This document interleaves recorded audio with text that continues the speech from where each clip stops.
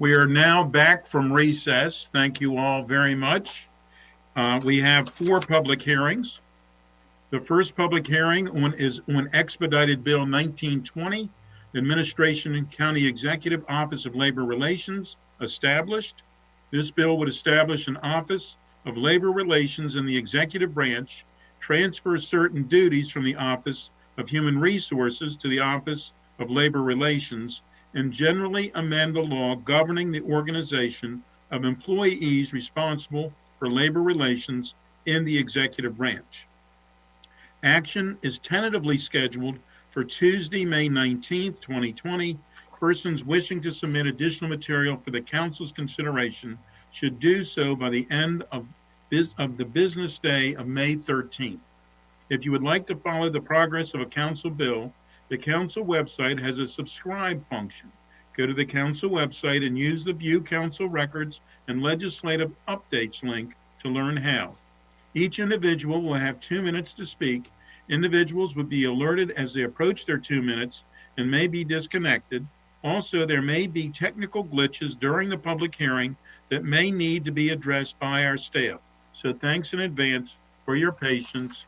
I understand we do have a speaker, and if Susan Kennedy can please lead us through. I am here. Yes, you're correct, Mr. President. We do have one speaker for this public hearing, and it's Dale Tibbetts. So, Mr. Tibbetts, you may begin your testimony.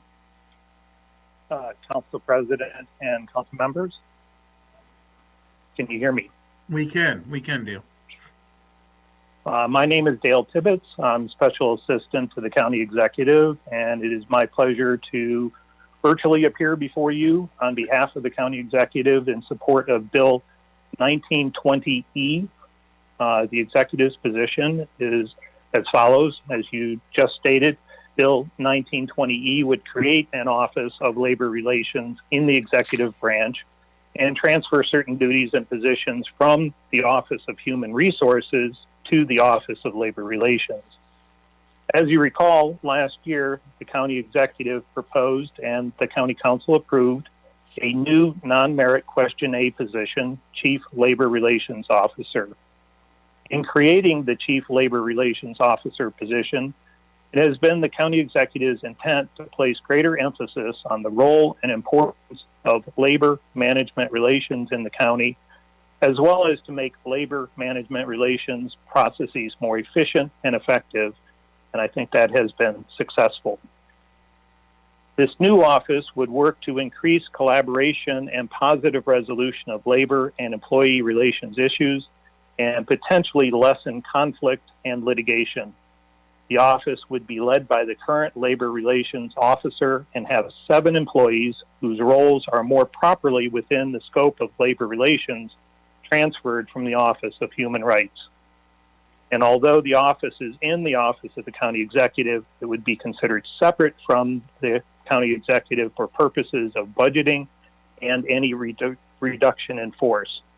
OMB has determined that this is a cost-neutral effort, and the county has determined there are no legal issues to this bill. That concludes my testimony on this.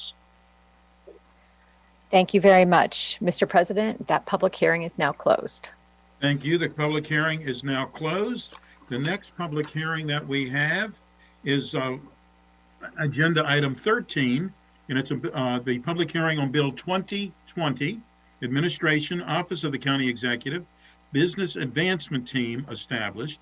This bill would rename the existing Business Solutions Group as the Business Advance Team, assigned additional duties to the Business Advance Team from the Department of Finance and the Office of Community Engagement, and generally amend the law governing the Office of the County Executive.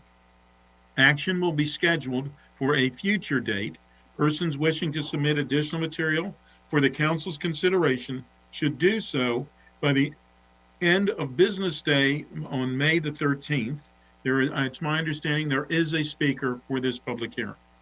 Yes, Mr. President, we have one speaker, and that is Dale Tibbetts. Mr. Tibbetts, you can begin your testimony.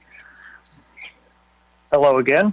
I'm Dale Tibbetts, Special Assistant to the County Executive, and here testifying today on his behalf. Bill 2020 will establish the Business Advancement Team in the Office of the County Executive by renaming the existing Business Solutions Group to the Business Advancement Team and by assigning additional duties to this new team. When the Department of Economic Development was abolished 3 years ago, those remaining staff members provided direct support to our local business communities or transferred to several different departments and offices, including the Department of Finance, Business Solutions Group, and the Office of the County Executive. We are advocating this strategic approach in order to better coordinate the delivery of county services in support of business development and related projects. There are several benefits to this structure, including a visible point of entry within the county government for the business community, more efficient deployment of county resources and staff, better coordination with outside business development entities, which will help to ensure more success as the county jointly pursues its economic development objectives, and more effective use of county and state programs and resources that are available to serve Montgomery County companies. We appreciate your support of Bill 2020 that will result in a more efficient use of county resources in order to better serve the local business community. That concludes my testimony. Thank you. And that concludes our speakers for this public hearing, Mr. President. Thank you very much. The public hearing is now closed. The next public hearing is on Bill 2120, agenda item number 14, Office of Animal Services established. This bill would transfer the duties of the Division of Animal Services in the Police Department to a new non-principal office in the executive branch and generally amend county law related to administration and animal services. Action will be scheduled for a future date. Persons wishing to submit additional material for the council's consideration should do so by the end of the business day of May the 13th. And it is my understanding we do have speakers for this public hearing. Yes, Mr. President, we have two speakers for this public hearing, and the first one is Dale Tibbetts. Mr. Tibbetts, go ahead and begin. Once again, hello, Council President and council members. Testifying on behalf of the County Executive on Bill 2120. The bill would remove the Division of Animal Services from the Police Department and transfer those duties to a new non-principal office in the county executive branch called the Office of Animal Services and make other technical changes. The Department of Police Animal Services Division operates the Montgomery County Animal Services and Adoption Center. The center's goals are to provide high-quality sheltering and care to homeless, abused, and neglected animals in Montgomery County, and to ensure the safety and welfare of county residents. The care and management of animals is the core mission of the division. However, for obvious reasons, its mission cannot be the top priority of the police department. Therefore, if it continues to be housed within the police department, the Animal Services Division will have no visibility, nor will it be considered a top priority. This new approach will increase performance accountability and bring more attention to the core mission of this important function. This proposed legislation will create a non-principal office and transfer the Animal Services Division, 74 positions, from the police department to the newly created office. The entire staff will remain at the existing facility, but their positions will be reassigned to this new office. There is no anticipated budgetary impact related to the actions of this bill. This concludes my testimony. Thank you very much. The next speaker for this public hearing is Susan Rich. Ms. Rich, you can begin.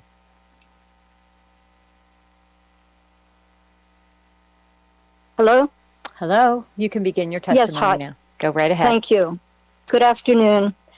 As a longtime advocate for the humane treatment of animals who has worked to strengthen the laws and introduce new ones, including a ban on continuous dog chaining and extreme weather protection for outdoor animals, I support Bill 2120 and applaud the executive's attempt to improve animal services. The long-standing substandard performance and accountability issues the bill seeks to address are not small and have had a serious negative impact on vulnerable animals and citizens alike. Many of these shortcomings, including lax enforcement of the anti-cruelty laws and failure to establish a legally mandated spay-neuter program, have caused much unnecessary suffering. I urge you to review the letter I sent last May 31st to the director, which was copied to all members of the council and the executive for further details. As someone who was forced to hire an attorney to get the department to stop releasing kittens from the shelter onto the streets to fend for themselves, I can painfully state that change is needed. As you well know, the tone and performance of any office is set by those at the top. So just as the top job title will change to executive director, so too should the qualifications and a full job description be clearly set forth.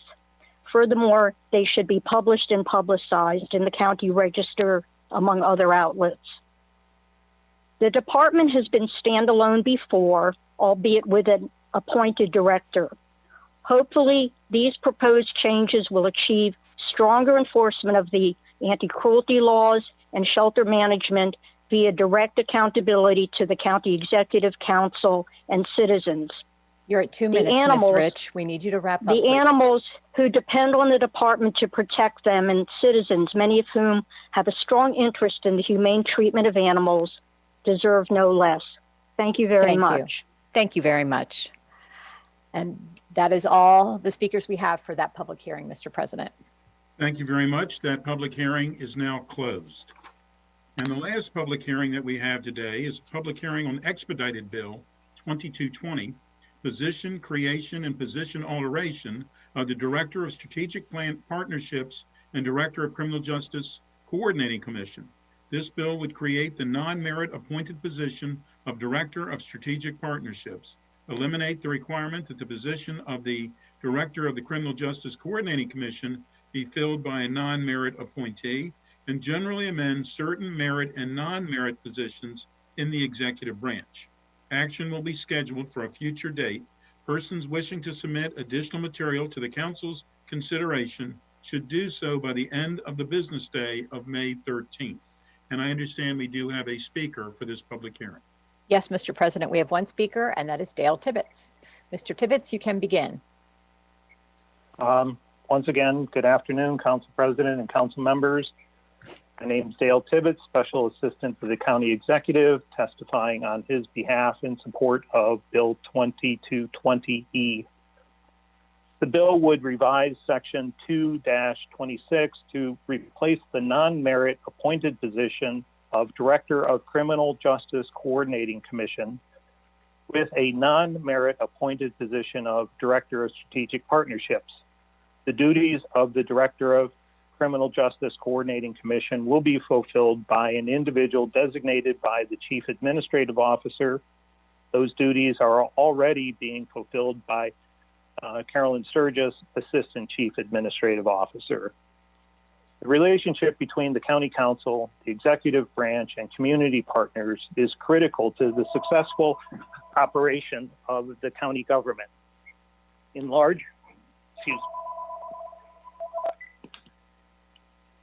Sorry about that. The relationship, between the county government, county council, the executive branch, and community partners is critical to the successful operation of government at large to serve the residents of Montgomery County. The county executive believes that it is critical that we continue to strengthen the bonds of those various relationships on a daily basis. It is for this reason that we would like to provide dedicated resources to focus on strategic partnerships by converting the CJCC director position to the Director of Strategic Partnerships. The Office of Management and Budget has determined that this is a cost-neutral effort, and the county attorney has determined that there are no legal issues with this bill. This concludes my testimony. Thank you very much, Mr. President. That is all we have for that public hearing. Thank you very much. The public hearing is now closed. We have now completed all of our public hearings, and we are going to go directly into our work session for FY21 operating budget, which is a continuation of this morning's. And the first item is the conference center, and that will be led by Councilmember Reamer. All right, well, let's not delay and get right into the staff review of the item. Good afternoon, Council. We have several items related to economic development. And normally, just to note, to acknowledge all of our partners out there that do this work, the Fed Committee usually spends a lot of time spending time with these organizations and understanding their work plans for the coming years. Obviously, with the approach this year, will be truncated, but hopefully we'll return sometime this summer or fall to look at these organizations a little more fully. So I'll go ahead and move into item 17 as requested by Mr. Reamer. The conference center budget is, the county executive recommended a slight reduction, both by moving out some staff, shifting some staff around, as you heard in the business advancement team earlier, and also just some basic reductions that happen every year due to the conference center. So the only item that council staff recommends for reduction that is not part of a continuity of services budget is the $4,130 related to compensation increases that the council is reviewing separately. Staff will note that there are two shifts occurring. There's a shift from a more junior position into the conference center's NDA to run the conference center management. And there's a shift from a more senior position to go do other work in the incubator's NDA. Other than that, there's mostly adjustments that occur every year in this budget. All right, so for the conference center, I move the staff recommendation. Moved by Councilmember Reamer. Who would like to second that? Friedson, second. Councilmember Friedson is raising his two fingers to second that. All those in favor, please do so by raising your hand, and that carries unanimously. Thank you very much. The next item that we have is the Conference and Visitors Bureau, and that's also led by Councilmember Reamer. Okay, now this one is a more significant item, and I'd like to just start by thanking Kelly Groff. Kelly has been in our business recovery group, helping us not only to understand the lay of the land in the hospitality sector, which is of course devastated by the COVID-19 recession and the lack of tourism. Kelly has also been, and her team have been supporting the county's management by administering the Rooms for Responders program, where we are providing funding for hospital employees and other frontline workers who need a place outside of their home to stay. And I should say that, we can, the lack of bookings in the hotels sector is going to have a very, very profound impact on the budget for the Visitors Bureau. They generate their budget from the taxes that are paid from that hotel tax. And I know that they're right now, I'm sure, feeling that their future here is uncertain, as they would never have anticipated revenue from the hotel tax to drop to 20-30% of what it once was, if that. So I certainly want to say to my colleagues, I think we're going to need to plan that we're going to have to step in with some kind of measures to ensure that the organization is able to get to the other side of this crisis. And having said that, at the moment, I don't know that there is a significant budget element. This is basically a continuity of services budget. But again, I'll ask Kelly if she can share any thoughts, but I presume it's based on, the anticipated budget for next year is based upon a tax revenue source that at this moment, no one would say is going to be what it was expected to be in this budget. So we're going to have to grapple with that soon and make sure that the organization is strong. So Kelly, if you could just, if you're on, would welcome anything you'd like to share. You're on mute. You're on mute, yeah. Hi, everybody. Thank you, council member, for the introduction. I just want to also tell you that this week is National Tourism Week. So make sure that you go to our website and look at some of the great video the team has pulled together. We really believe that travel is one of our greatest freedoms and that we will all be back to traveling again soon. We're trying to be positive. The staff's been furloughed. We have about 10 hotels that are closed right now. We're seeing occupancies. Kelly, I'm sorry. Did you say your staff has been furloughed? Is that what you had said? Yes, my staff and I are furloughed right now, 1 day a week. So we're still working diligently. I want to give a plug to the MoCo Eats site that the staff also launched once restaurants were closed. They've really done a good job. About half the restaurants in the county are on the MoCo Eats site. And so they continue to monitor that and promote that. Yeah, it's just a really tough time, but we are glad to be part of the work group that you've been leading, and we'll just continue to update you on the industry and its progress. Okay. Well, I'm sorry to hear that you're already furloughed. I think we need to follow up right away and get a clearer picture of the budget and have a discussion about how much funding the county can commit to enable the organization to not have to take extreme measures. We're trying to avoid furloughing county employees. They've been furloughed in the past, recognizing that you're a nonprofit. Nevertheless, is that Bob Drummer's construction zone that I hear, or okay? Well, I'm hearing a little bit of a noise. So Gene, at the moment, this budget again is predicated on revenues that really aren't there. Gene, can you just talk to us about what the implications there are for that? Sure. The executive each year recommends an amount that is based on the estimated hotel motel tax, and the Conference and Visitors Bureau, or Visit Montgomery, receives 7% of that tax. And so the projections that were built into the fiscal 21 budget were done pre-COVID-19. And as Ms. Groff has already noted, the hotel motel or the transient taxes down significantly due to folks no longer traveling and using those hotel rooms. And so until we have revised hotel motel taxes, it's hard to put a number in terms of actual reductions that are for our taxes, and then obviously for the Conference and Visitor Bureau's revenues. And I'm sure, Kelly, it's relevant that the companies who are your partners are also furloughing. I mean, I imagine that that's part of your thinking here. Marriott has furloughed thousands and thousands of employees. All like many sectors in the county, you've got employees who don't have any income right now.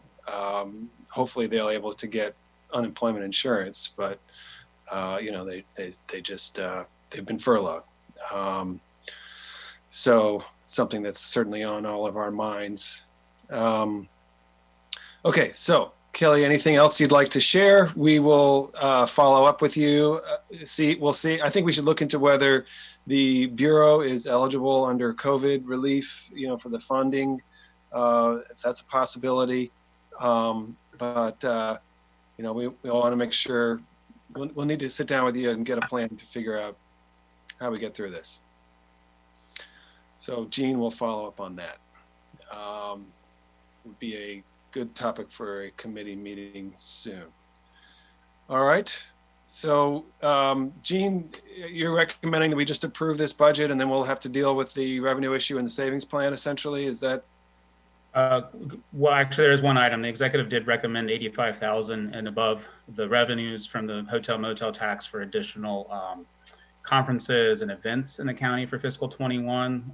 Under the approach for continuity of services, staff has recommended reducing that. But there was also a modest increase from what they were estimating for hotel motel tax in 21 pre-COVID. Council staff does recommend coming back once committees are up and running and we get out of the COVID crisis to see where revenues are at. And I apologize, one item related to the previous one for the conference center that will have a similar issue that the Fed committee will need to come back to based on our management agreement. our ownership agreement for the management of the conference center. So similar, both the Visitors Bureau and the conference center will have COVID-related issues following the approval of the budget once we get into fiscal 21. Okay.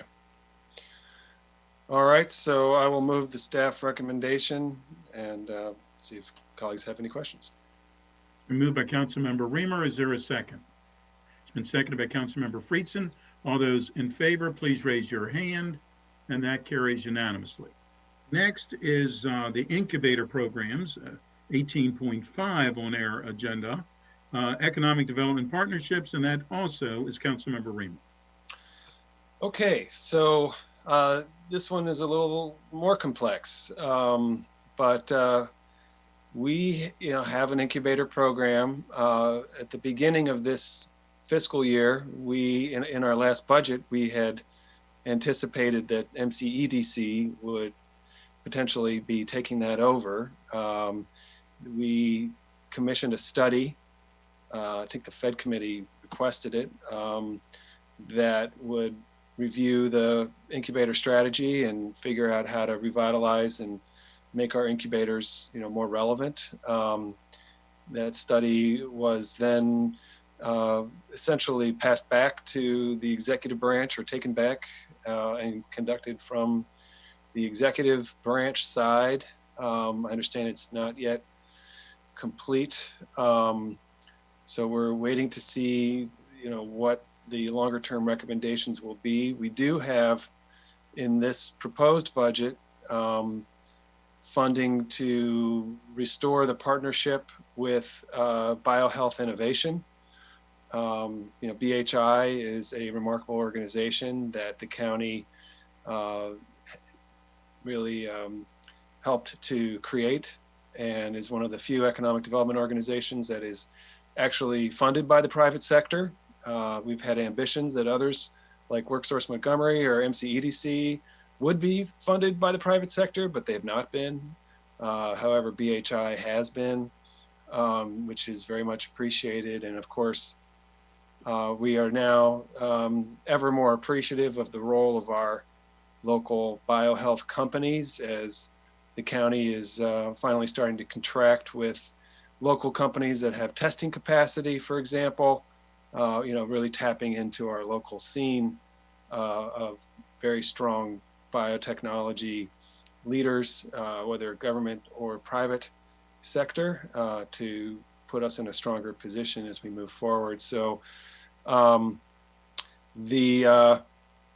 guess the council staff has recommended that we will not add more study funding. So I'll let Jean kind of talk through this, as well as the anticipated funding level for BioHealth Innovation was $250,000 a year. That was really what we were setting out to do. The executive had recommended, we'd already enacted 200,000, it's in the budget, but the executive had basically added the rest of that to finish that off. And I do think we should add that back rather than take that as a cut. And then Jean, can you walk through, just walk through other details, please, from your recommendation? Sure. The incubator NDA contains a lot of expenditures, and so I recommend both the public and the council members look at Circle 3, where that breakdown is shown. There's expenditures related to our facilities, both all in Germantown, Rockville, and Silver Spring, as well as some for the one out in Shady Grove. That's the National Cybersecurity of Excellence. There's also expenditures for some of our partners, such as BHI or our nonprofit village. And then there's also some staff in there. So again, Circle 3 details all of the expenditures, both at what was recommended by the executive for fiscal 21 and what is recommended by council staff based on a continuity of services approach. Based on that approach, council staff did recommend not adding the $200,000 for a new delivery approach for the incubators. One, the study is finishing but not complete yet to do decisions on, and two, the council has talked about reviewing our incubator approach more fully, and now did not seem the time to continue that a new approach during a continuity of services budget. And the second one, Mr. Reamer already spoke about, the $200,000 for biohealth that's already in there in fiscal 20, and this was considered an enhancement over fiscal 20 services. So council staff recommended both of those to be reduced. The other items that were added into the budget are mostly related to compensation and also reductions from eliminating the study for the incubators as well as the kitchen incubator study. There was a feasibility study that was also on this incubator NDA. So it's a little more details there. So the money for the Kitchen County Incubator study was expended? That is my understanding. Ms. Benjamin is on with us as well as executive staff if you want to get more information related to that. Sure. Why don't we ask Ms. Tina Benjamin? Hi, everyone. How are you? Good. Can you hear me? Yes. Just want to make sure. So yes, so we are in the process. We have encumbered all the funds for the incubator study. The consultant is interviewing stakeholders and has a program of work. So there's been a little bit of a delay, of course, because of the virus and workloads, but we anticipate having that study for review in the fall, along with some recommendations on behalf of the executive branch in terms of how to repurpose these facilities. I think we, along with everything that we're doing, we're going to have to stop and think, particularly in the short term, as to how we address the continuing operations of our incubator system in the short term. Okay, so the $142,000 from fiscal year 20 has been expended for the study. Is that correct? Correct. There was a request for, is it an additional study funding that? No. No. No, it was there was $200,000 with the anticipation that we would implement some of the recommendations that come out of the study. Gotcha. Okay. So it's just really placeholder money until we know exactly what the consultant would be suggesting. I see. So that makes sense. And council staff has recommended that we not fund that at this time, recognizing that we may be in a more of a holding pattern to implement recommendations. That's how you would see it as well, Tina? Yes, at this point in time, unfortunately. Yeah. All right. And then, so correct me if I'm wrong. I thought that the agreement with BHI was $250,000 per year. Isn't that what it was, Tina? No, for FY20, it was 200,000. For FY20. I think you're thinking of like 2 years ago and 3 years ago, we were at 250. Right. I know we were at 250, but we were seeking to get to what we had been at. And so the budget recommendation for FY21 was to fully fund essentially the continuity of partnership with BHI. So you're talking FY21. Correct. Well, I think that's what Jean was saying, that we did recommend it at 250. Did, but council staff is recommending 200 and describing that as an enhancement, but I'm saying it's not an enhancement. It's funding the relationship that we have with BHI at the historical level, if not less, frankly. So again, I just don't think that that's an enhancement. So I do want to move that we bring that final 50, back into the BHI contract. Move. Is there a second? Who did the second? Second, Councilman Friedson. All right. I do have other speakers.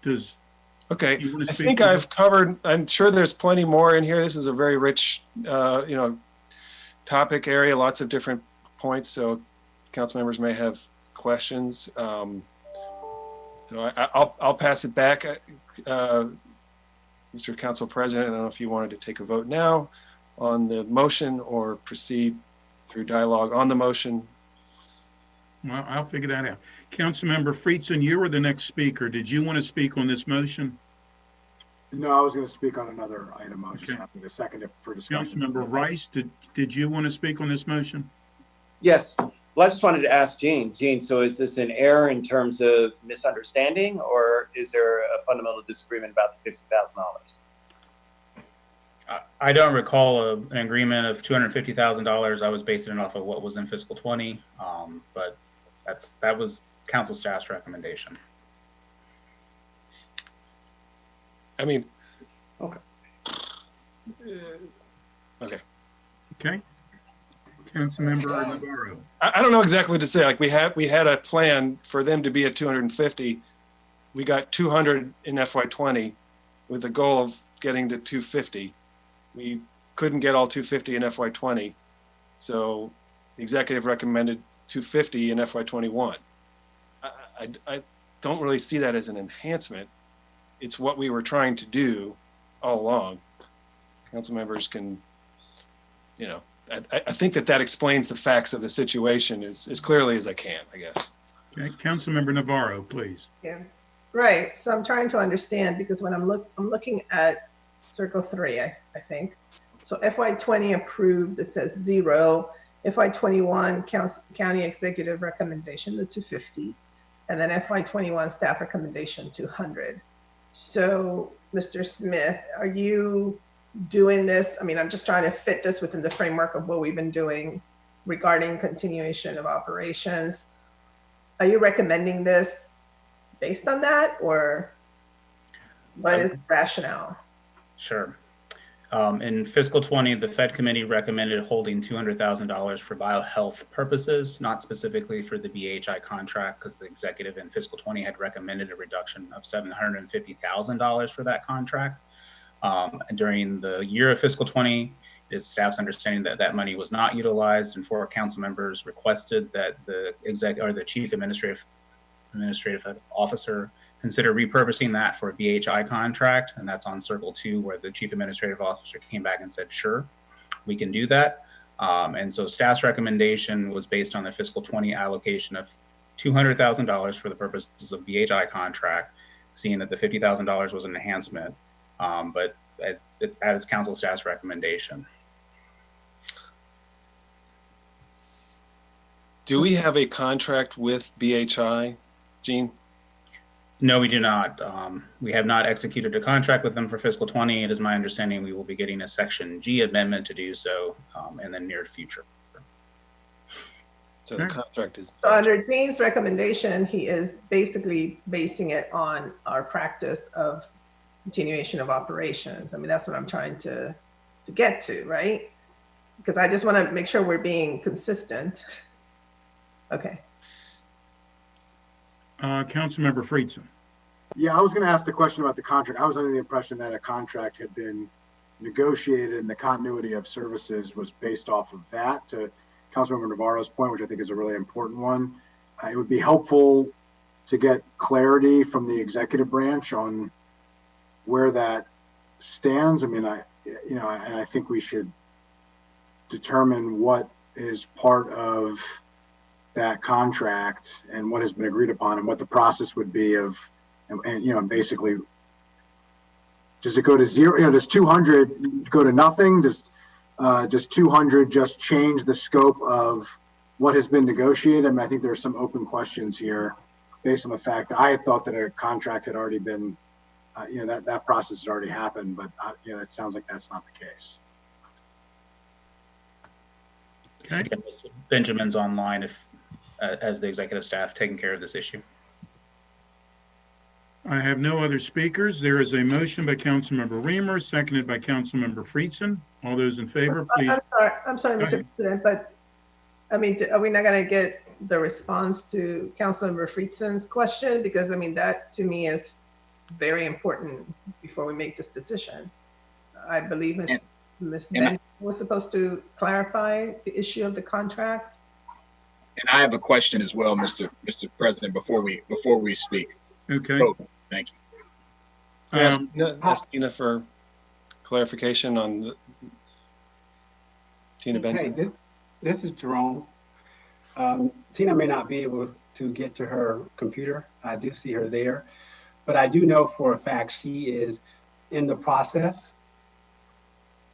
There I am, in the process of getting that contract finalized with BHI. She has been working on it. There has been an agreement, and I think to the other council members' points and purposes, there has been an agreement for fiscal year 20 that has been done, but they are working on finishing the final signed agreement as we speak. And that signed agreement is for $250,000? I do not believe it's for 250. I think I remember where you got the 250 from, whether it was historical or not.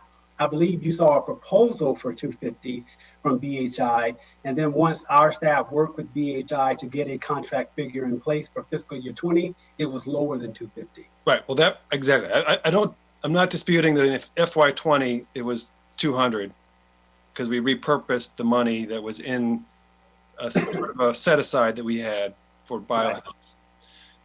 That for FY21, we have been working towards a $250,000 contract. The executive branch recommended $250,000. Is that correct? I do Council believe that's staff, correct. that is correct. Council staff is saying, well, we only did 200 in FY20, so fully funding the contract is an enhancement. I think this is a gray area for council members. Is fully funding the contract that we've been working towards an enhancement just because it's $50,000 more, or is it what we've been trying to do all along and therefore it's continuity of services? I don't, that's the question before us now.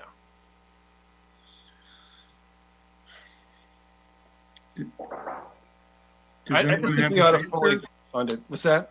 I was asking whether anyone has this answer. I think we have to decide that the answer is. I don't know if there's a right or wrong. Councilmember Rice. No, Councilmember Joando, I'm sorry. That's okay. Thank you, Mr. President. So my question is going back to something that Jean was mentioning.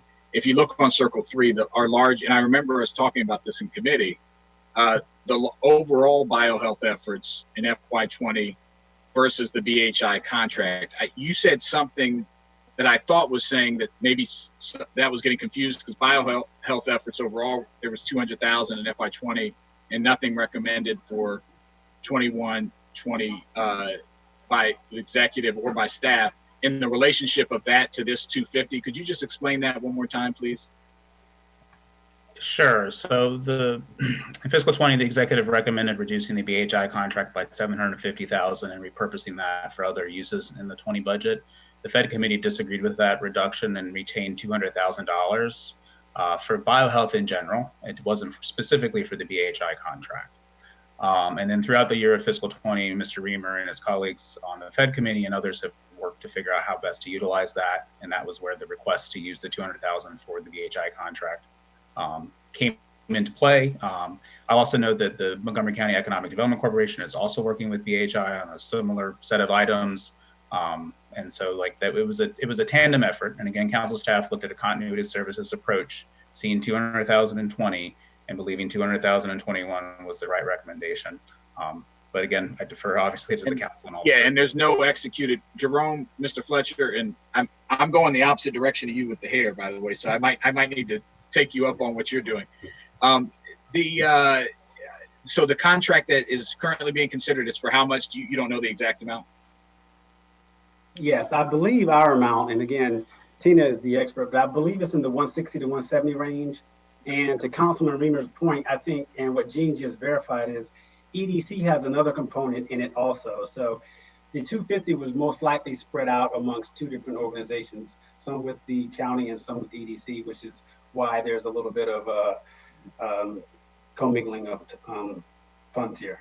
So we could get to 250 potentially with money from EDC budget.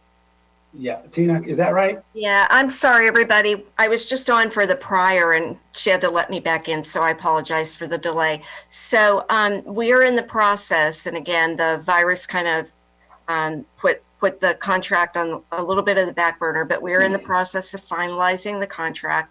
They will be added. You'll get a memo within the next day to add them to the non-competitive list for FY20. That contract is currently at $165,000.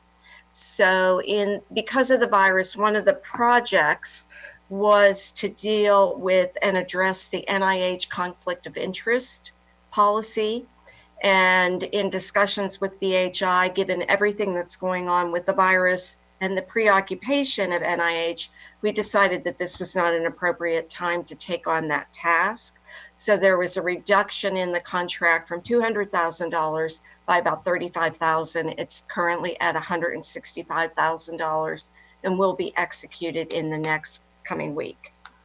So in addition to that, our Economic Development Corporation also entered into a separate contract for $100,000 to provide some direct assistance to local businesses, helping them write proposals for SBIRs and other federal forms of assistance. Okay. Okay. Thank you. You're welcome. Councilmember Rice. So I'm assuming in light of what we just heard, is Councilmember Reamer redacting his Yeah. motion? Okay, all right, then I don't have anything to say then. Okay, I'm going to do that. And I just wanted to say the work by BHI on conflict of interest in NIH is at my request, at the request of those who sent the letter, as well as the, a lot of the NIH tech transfer strategy. So we were glad that the executive branch had a lot of enthusiasm about it, and MCEDC, we have kind of a coalition coming together to tackle these issues, but it may be a challenging time to engage in other kinds of policy level discussions. So, okay, no motion. Okay. Councilmember Glass. In light of Councilmember Reamer's withdrawal, I have nothing more to say. Okay. Councilmember Friedson. Thanks. I agree to the withdrawal. Okay. Is there anything else? Councilmember Friedson, you had a general statement. Did you want to speak?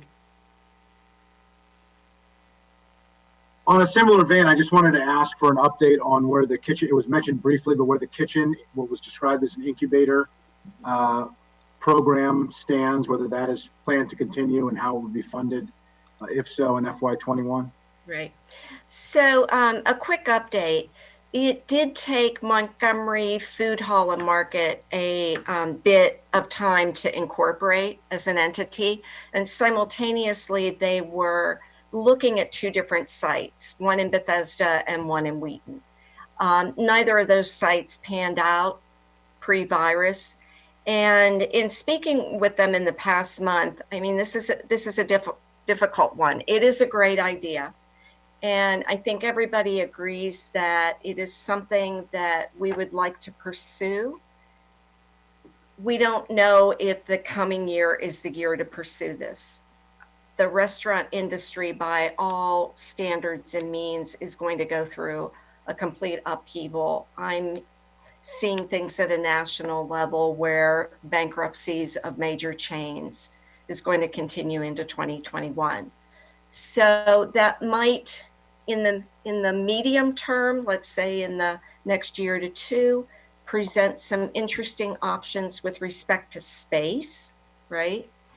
But given that we just don't know what's going to happen with the industry, and it's just going to make it difficult to implement this in the coming year until we know that we're back at some kind of congregating levels that will be able to sustain a restaurant operations. Thank you. You're welcome.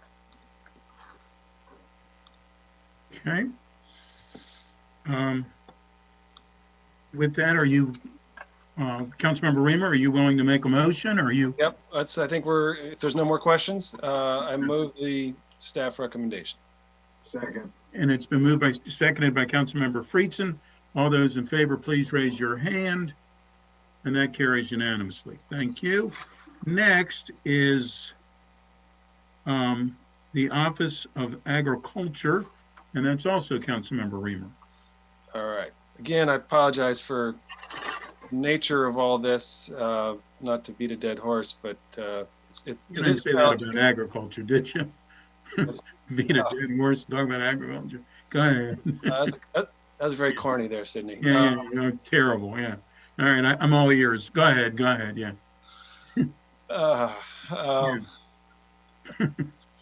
All right, so we have a staff recommendation that is, of course, focused on continuity of services. Functionally, in order to achieve that, the only thing that's not included in the staff recommendation is the compensation adjustments. So I think I'll ask Jean to walk through some of the elements of that. And can you explain a little bit about the mobile science lab? Is that you describe it as a potential reduction? I guess we're just going to wait to see what happens there, Jean. Please walk through your recommendation. Sure. So related to the budget specifically, there was just a modest reduction that the executive was recommending based on certain savings in fiscal 20. The Office of Agriculture noted that the potential of savings due to the mobile science lab program. I mean, obviously, Montgomery County Public Schools are no longer open and in session, and so at the same time, that mobile science lab program is on pause. And so all the Office of Agriculture was noting is that they have some potential savings in 20 and possibly in 21, depending on what happens with, again, NCPS. I am joined by Jeremy Chris, Okay. if you have other questions related to that. Where's Jeremy? Jeremy, can you turn on the video or? There he is. All right, Jeremy, good to see you. Thank you as always for your work. We've recently had a chance to deliberate on how we can increase more funds for agricultural preservation through the capital budget. Would you like to share anything as far as a brief update about your office and the farmers at this time? Sure. Good afternoon, members of the County Council. The Office of Agriculture has been working hard to help the farmers get ready for the 2020 growing season. There's a lot of new things today that we're learning every day, opportunities.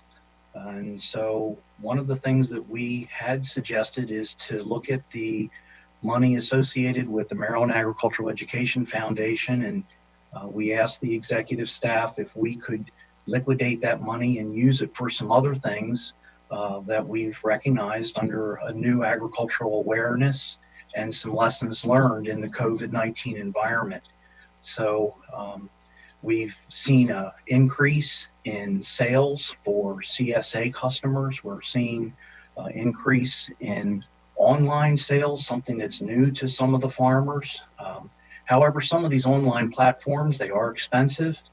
So we're trying to find ways to reduce the cost of production for the farmers to take advantage of some of the things that are happening because of COVID-19 in the ag community.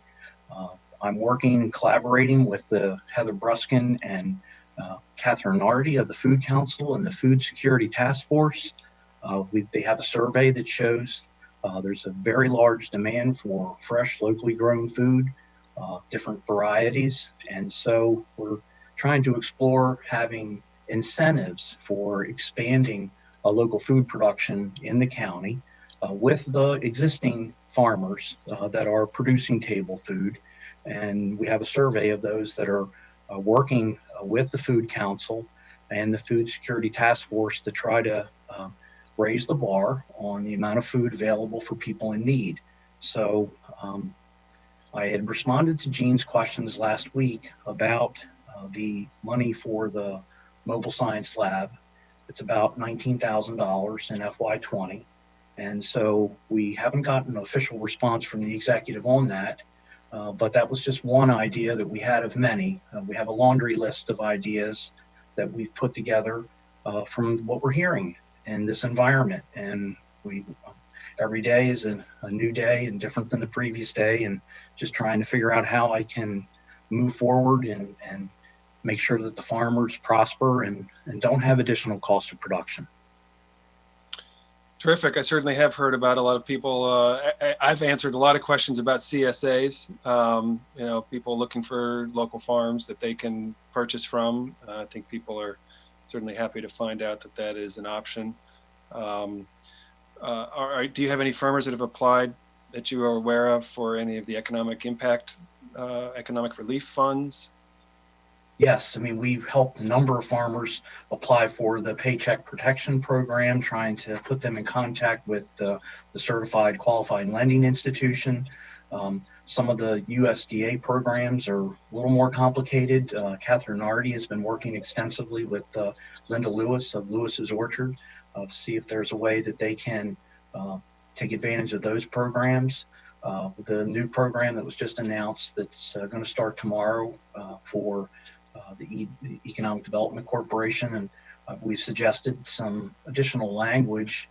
For instance, in order to do Zoom, you have to have a license for Zoom. So a lot of the farm groups are meeting with Zoom, but they only have like 40 minutes and you get booted out, or you have to buy a license and then you can keep it for longer. So a lot of the orders from the governor, they're requiring the employees to wear masks and all the customers that visit the farms for pick your own season. So we're trying to help Wade Butler, who's going to be the first pick your own operation here in mid-May for the strawberries. And Wade's concerned about how does he provide all the masks for the customers that would come into the field.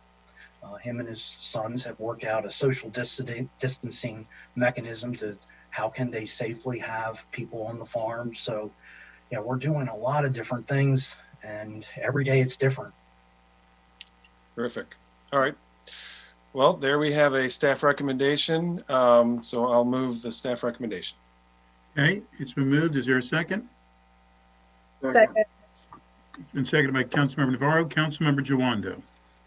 Thank you, Mr. President, and thank you, Jeremy, for all your work and trying to be innovative. I sent a note to my colleagues a few hours ago, and you great preface to what I was going to say there, Jeremy. The idea, I have also been speaking with farmers about these challenges, as I'm sure many of us have, and trying to deal with this food insecurity issue at the same time. I know some farmers who have been able are working on plans to, wanting to charitably figure out how they can donate food to food banks and be involved in that way. But obviously not everyone is set up. And for some of the larger farms, having to figure out what you're going to plant now and having to plan that and all those challenges. And as you know, I fought pretty hard last year to include the mobile lab money back in. I'm a real big fan of that program, as we have the goal in our ag reserve to increase the table crops and to help us. One of the main goals of the ag reserve, obviously, is to work on our food security here in the county.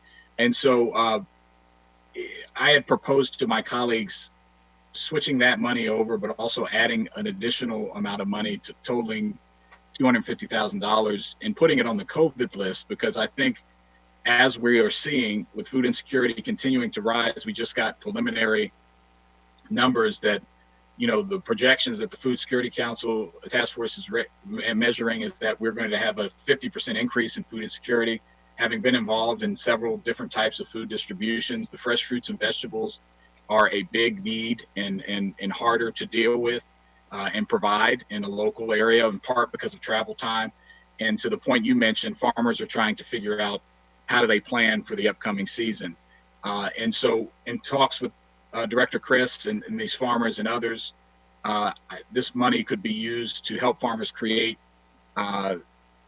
this type of program and help them with the PPE and their workforce and their plans, all the things that they're going to need to do, both in the near term to respond to COVID, but also longer term food security for the county. So I think putting something in the budget is appropriate. And again, I would request that we could put it on the COVID list to see if we could be reimbursed as well. So I don't know. I just wanted to ask Director Chris if I framed that correctly based on our conversations, unless the president wants to vote on a motion, but I think this would be in addition to that. So however you want to proceed, but I would like Director Chris to respond at a minimum. Please, Jeremy, please. Thank you, Councilmember Jawando, and for this opportunity. And also, yes, last year you all not only restored our 4% cut for the mobile science lab, but you also added an additional $15,000 in a very difficult year for our matching grant program that we've continued to administer to this day. And we're seeing so many more folks applying to us for cold storage, We just put together an application for the compost crew to have a pilot project that could perhaps be the first step of a public-private partnership to increase the amount of food waste that we recycle and help us get to our waste goals. So we have, every time I turn around, Jackie Arnold is frustrated because we have another application, and I say, yeah, we need to do that too. And so, but anyway, these are ideas that we have included on our laundry list, and we would really would love to have the opportunity to do more than what we're doing. We want to look at the ag reserve and the ag community as folks that are, you know, part of the heroes in this COVID-19 environment, and that's what we're trying to do in the Office of Agriculture, seeing how we can up our game and helping them produce food and feed the folks in the county. And so we've got a long ways to go, but we would appreciate all the assistance we could get to try to do more than what we're currently doing. Yeah, and I've just and so I would like to put that forward. I don't know where we are procedurally. I know there has been some discussion, I think, on the staff level, whether it should be a supplemental. I think it's appropriate in the budget list because it's COVID related and could potentially be reimbursed, but I'm open to suggestions on how to proceed here. I know we have a motion. We do, and I'd go forward with the motion, but go ahead, please, Councilmember Reamer. Well, I mean, procedurally, I think it would be fine to amend the motion to add something. I don't think there's necessarily a parliamentary problem with that. But I do personally think that the supplemental approach might be preferable. I mean, I'm still, to me, if the county wants to procure from the farmers, they can. If the farmers want to provide to the county's food security efforts now, that is, you know, available. So I think the idea of support for farmers that might need some kind of funding to, for example, help transition their website so that they could place orders, that's an interesting, you know, that's interesting. But like it's too late right now to get food that isn't already planted for the fall. So yeah. I'm sorry, Mr. I was just going to say, I think if they knew they were getting money in July, they could make decisions now. I mean, but I'm not the planter. But Could we hear from Mr. Chris, please? So now is the time to help the farmers make the planting decisions. And that's exactly what Linda Lewis is doing, working with Heather Bruskin and Catherine Nardi, talking about the number of acres that they would put into production to expand wholesale production. And the price that they receive for the product is important.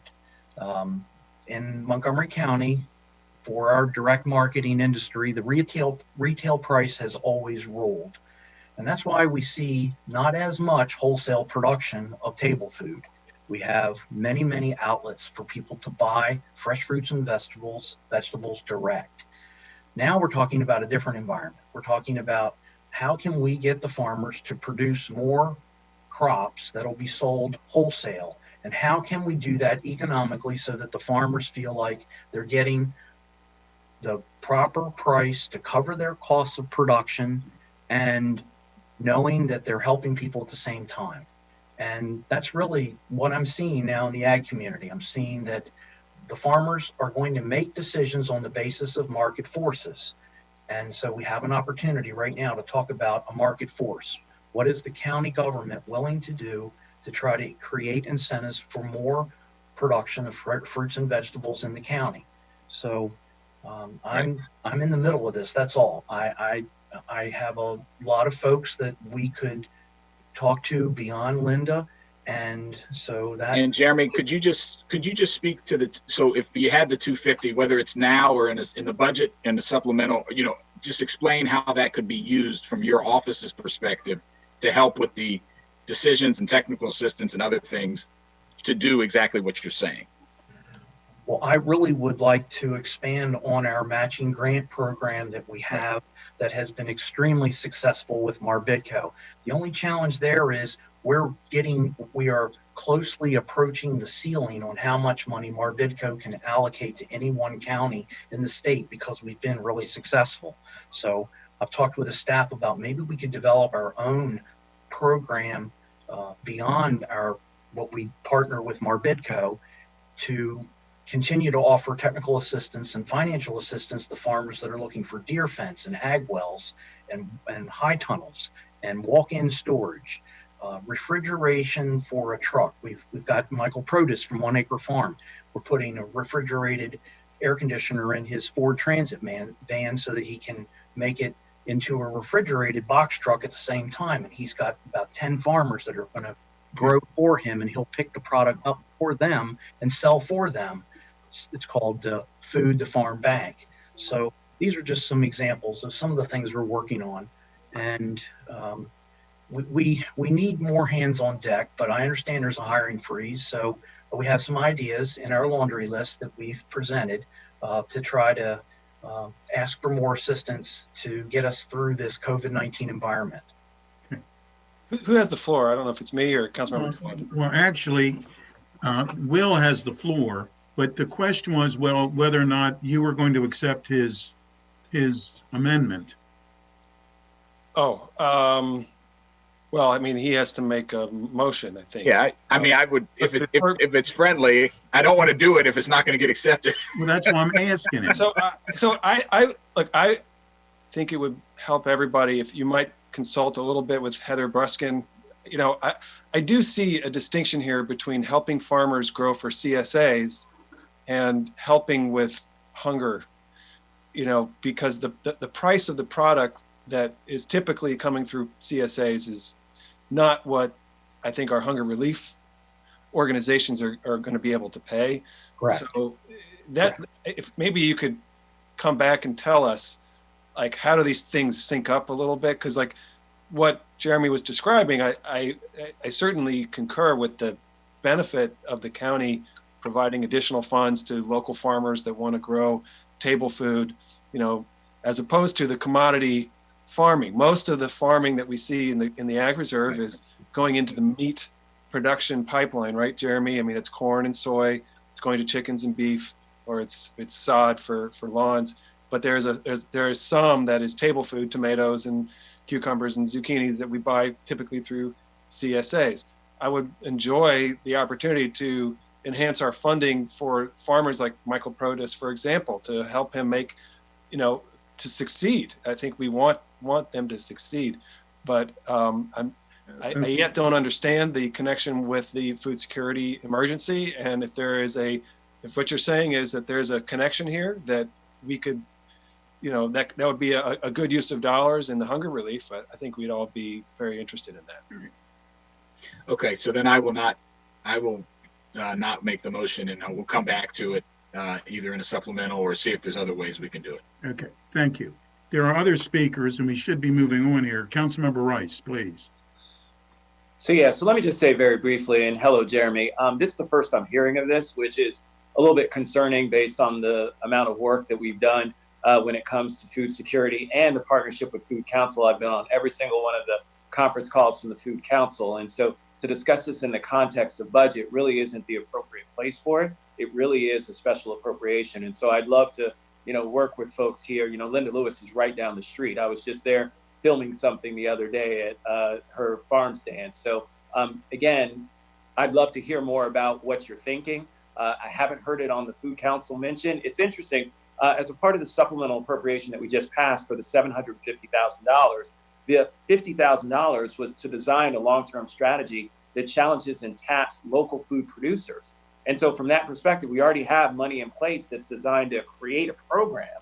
And so to put the cart before the horse in terms of before we have the strategy, which I agree with, Councilmember Dwando, I think is incredibly important, but nobody's flushed that out yet as to what that strategy is. And that's being done in conjunction with the Food Council. So I would encourage us to all have a conversation about the work and the money that we've already allocated towards this on how we can all work together to make something like this happen. So I think that, again, I think something like this is a worthwhile conversation. I think that some of that should have already started to happen. Some of it will continue. And so I look forward to hearing more about that so that I can wrap my head around supporting something instead of just kind of picking a number. Thank you. Councilmember Friedson. Yeah, I'll be really brief. I was going to speak to this. I appreciate Councilmember Jawanda for bringing this forward and building on some of the Fed committee's work and supporting the agricultural community from last year's budget, and appreciate Mr. Chris and all that you do for our farmers. But I agree with the broader sentiment that we ought to think strategically about this and figure out how we fit it into the broader context of supporting the agricultural community as part of the recovery from COVID, which needs to be part of our COVID response. And that's going to be a big question and a big challenge for our farmers and our food recovery efforts that this council has really stepped up in huge ways to focus on it. And I think there's definitely a role for the council and the county to play. I think it remains to be seen specifically what we're funding at what levels for what specific purposes. And I really look forward to working with everybody on the council, with the executive branch, and with you, Mr. Chris, and the farmers to figure out how we get that done. Thank you. Councilmember Navarro.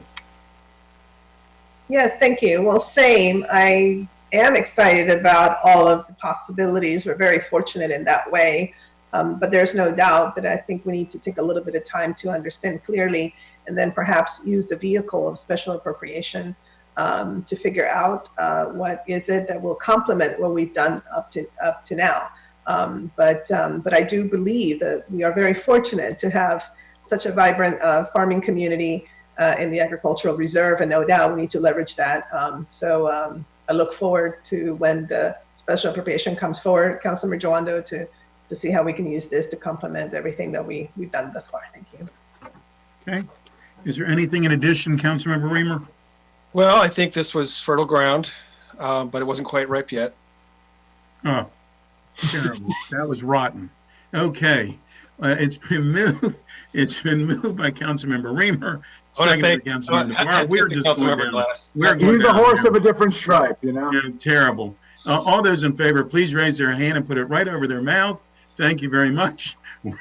This is approved. Next item is Councilmember Reamer. And it's I know. Believe me, I said the same thing. It's Councilmember Reamer, and it's the Economic Development Fund. Okay. All right. We will turn this to Gene Smith to walk us through the particulars. Thank you very much. So the Economic Development Fund, like every year, contains a bunch of programs. Our appropriation for programs, so council staff, again, advises public and council members look on Circle 7 for a complete breakdown of these programs, both for the the executive's recommendation and for council staff's recommendation. Similarly, and this is for Hans's or Mr. Reamer's colleagues who are not on the Fed committee, council staff always goes through a little bit of accounting for this fund, since each year whatever is not spent or encumbered will roll over into the next year, and so to make sure the programs are aligned based on what the council has intended. And so council staff, in addition to the recommendations that the county executive had, made a few modifications based on that accounting. So related to the continuity of services, the only item that the county or that the council staff recommended not including was $3,711 related to compensation. And then for items related to continuity services, as I just said, there's a couple other reductions to align the programs, again, based on their historic continuity. So for fiscal 21, the cybersecurity supplement program has always been funded at $500,000 a year. The amount that has been recommended is higher than what is needed. So staff made a small reduction there and only needs $66,000 in fiscal 21 to maintain a $500,000 appropriation. Likewise, the bike grid agreement, I understand from finance, is no longer in effect. And so there was about $82,000 that was programmed for that in fiscal 20 that is not needed in 21. And so staff has recommended reducing that item there. And likewise, the mesoscale was recommended for $167,000 in fiscal 20. And as noted in last year's appropriation and in the council's budget resolution, the council needed to see the amended agreement before that money could be spent. The agreement has not been amended, and therefore another appropriation of $167,000 in 21 is not needed. And so council staff has also recommended that reduction. In addition to all of those items, Similar to other budget items in the executive's recommended budget, a lot of the programs have been rolled up and realigned. Wait, I'm sorry, I want to pause. You want me to stop there? That's fine, I can stop. Yeah, there's clarification here. So mesoscale, you're saying that appropriation is not needed because the agreement is not amended. That is correct. So there's $167,000 in fiscal 20 that was appropriated for that purpose, that if it doesn't get spent in fiscal 20, will roll over into fiscal 21 for that use. And so we do not need to double the appropriation again. Okay, but what do we know? I mean, I see Lori Boyer is on the Zoom. Lori, is that not, has the funding not been requested? Are we at an impasse with Mesoscale, or is it just that they didn't meet the terms of the agreement this year? What's the backstory here? So we've had a bit of back and forth with the company regarding interpretation of their Economic Development Fund agreement. And we've been working with the county attorney's office, in addition to Mesoscale and their attorney as well. And we had actually gotten to a point where right about February, where we were getting ready to make some final recommendations on any amendments to that EDFA, and then the pandemic hit, and we have not actually been able to catch up with them and have a finalized recommendation for you at this point. But our intent is, as soon as possible, to get back into the negotiations with them about a potential for the revised EDFA. Okay, and then the same question for ByteGrid. I know that ByteGrid was sold to a new owner. That's correct. That invalidate the agreement? Because when I talked to the new owner, I thought that they assumed that they would continue to have access to the credit. But give us the backstory here. Yeah. So when a company has an EDF agreement and they sell, there is the opportunity to transfer the agreement to the new owner, but that the new owner chose not to enter into that agreement with the county, and so the EDFA is closed at this point. So we have no further obligation. And it was the same agreement. The agreement what they were asked to enter was not different from what had previously been in effect. Okay. Yep. Thank you. Appreciate that. Sorry, please continue, Gene, unless there are questions up till now from anyone. Sydney? Not yet. Oh, Councilmember Friedson had a. Mr. Smith can continue, and I'll go after. Okay. I tell you what, I have two more recommendations unrelated to the actual appropriation. So I'll go ahead and make those now. So it's similar for Mesoscale, since the fiscal 20 budget resolution may expire before they spend that money. Council staff is recommending the same provision that was in the fiscal 20 budget resolution for 21 if the agreement is not amended. All that budget resolution will state that before the finance can expend any of the money, that the council will see the amended resolution, which is always protocol for these kinds of amendments. And then the second one was related to the realignment of programs. The budget book will no longer show these programs, and council staff simply thinks having a table that displays the appropriation by program is transparent and helpful for the public in the council's budget resolution. And more importantly, for two programs, the cybersecurity program and the biotech program, the amount of appropriation actually dictates the formula, and having a place where that clearly states the council's intent for what that appropriation should be in each fiscal year, I think is really helpful. And so council staff is recommending that when the council approves the budget resolution this year, it just includes a quick table of what they're appropriating to the EDF, so that again, it's easily traceable and understood by the public. And I am done. Thank you. Thank you. All right. So Sydney, I'll pass it back to you, but I'll just say there's so much here. We could spend a lot of time talking through all of these items, but we're just doing a continuity budget right now, and we'll get into it more in the future. So I do appreciate what you're saying. Councilmember Friedson, please. Yeah, I just wanted to echo that point. We talked last budget about really diving into these EDF programs. We didn't really get an opportunity to do that. Now is certainly not the time for it, but I just wanted to reiterate that call. Now more than ever, we really need to figure out how we focus our economic development funds and our economic development strategy on an economic recovery that we're desperately going to need in order to get us out of the COVID crisis. And so I just wanted to put a marker on that. I think the EDF is a key part of a broader economic recovery strategy of how we target those incentives. And I look forward to having that conversation as a key part of the budget discussion we come back to, and our road to recovery that we determine as a council and as a county. Thank you. Councilmember Jawando.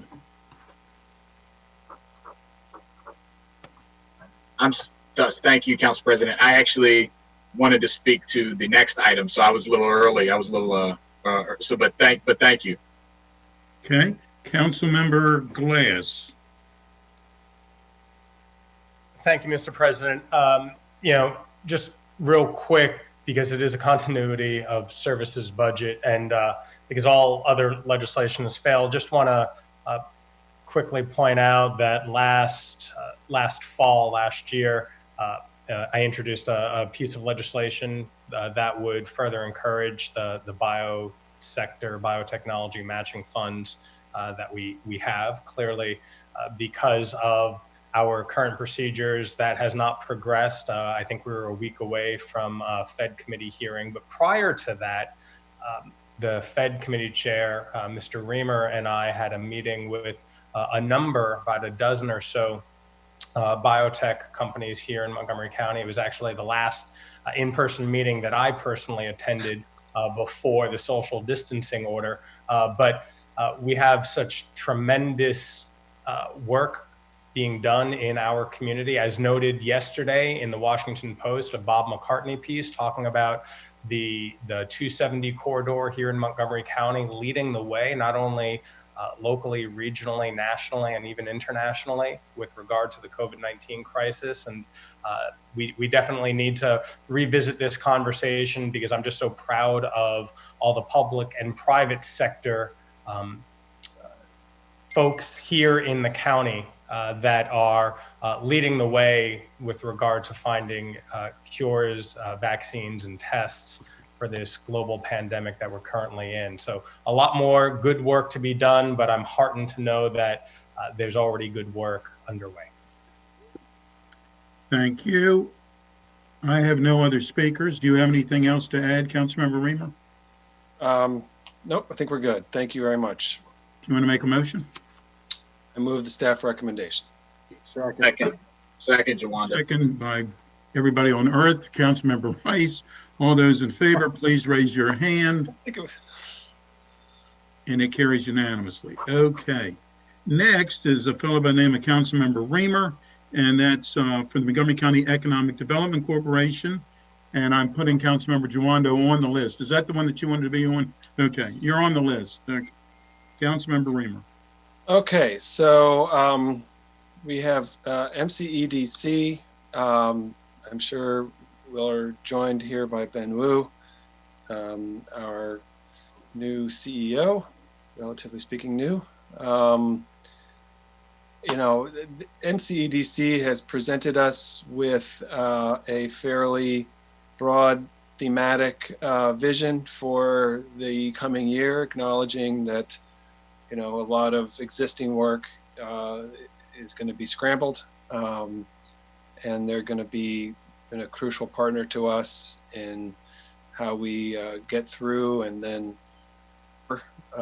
so on, I guess it's Circle 6, there is a kind of a one-pager that presents that. MCEDC does have a pretty sizable reserve or fund balance, and the staff recommendation is that basically they're flat funded, I believe, right, Gene? And certainly recognize that they also have a fund balance. So that's what we have. I think we'd be helpful to turn it to Ben Wu and get a chance to hear a bit from him. And Gene, did I miss anything important? No, you did not. The executive's recommendation and council staff's recommendation are the same. It's been flat funded from 20 to 21. And as you noted, and staff just noted their budget information for this year as it pertains to the continuity of services budget. And I will turn it back over to you to speak with EDC. All right. So welcome, Ben. Thank you, and look forward to hearing from you. Well, thank you, Mr. Chairman. And I want to thank the President Katz, the members of the Fed committee, and also the executive for the confidence that you've shown to the EDC and the recognition that the EDC can play an important role as we try to get to the other side of this crisis. For the EDC, our economic development mission has evolved from the traditional aspects of attraction, retention, and expansion. And now we've been thrust into the position of trying to focus on the response, the reopening, and then the recovery.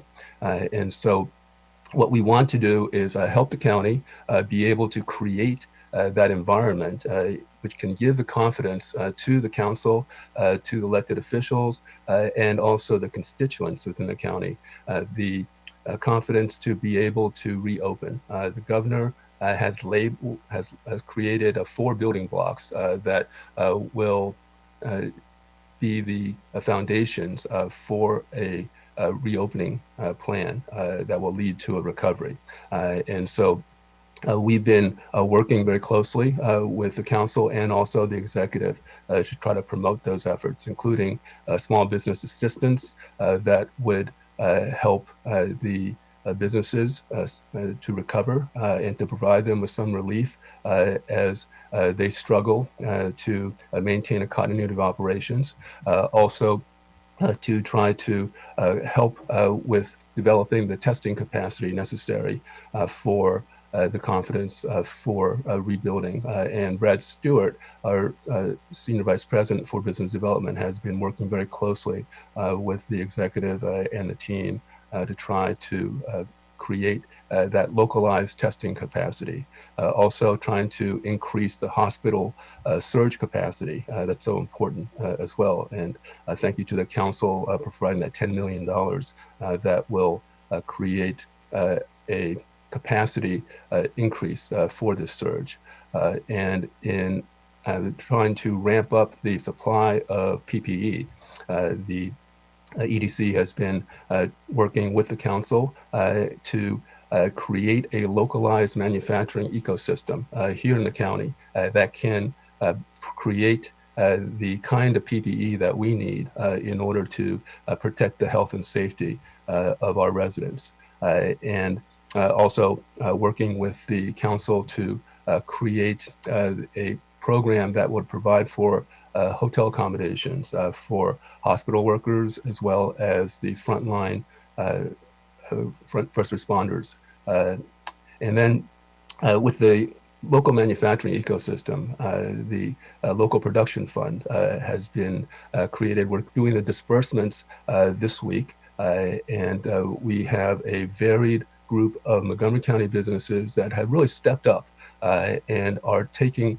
the call to be part of the solution. And so the local production fund will be helping small manufacturers here in Montgomery County to create a PPE supply and that on very diverse products such as sanitizers, face masks, face shields, and the like.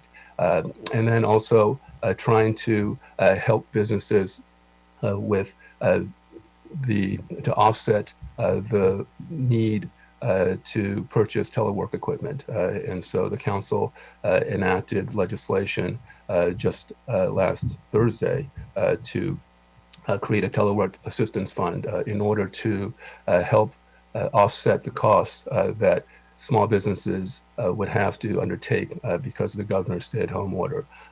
And we are opening up the applications tomorrow. And so we hope that that program will also provide another level of assistance for small businesses as they try to recover from this, but also as we try to create an ecosystem that will allow us to reopen and have a business begin again. And then we can work collectively with both the council as well as the executive on strategies that will allow us to recover from this economic calamity and get us to the other side. So thank you for the support that we've received from the council. We are offering a flat budget for this year. The needs are great, but we believe that we can partner with a number of different entities. The EDC is a public-private partnership led by a board of directors that are in the business community. And so we believe that we can provide the kind of services that we need with a flat budget. And we would request that the council adopt the budget that was requested by the county executive. And thank you. Actually, that's great. I want to just repeat some of what you said because I think it shows that you're right in the middle of where we need you to be. And I guess I want to say a lot of the items that you have highlighted here have come because of your alliance with the county council in addition to the executive branch.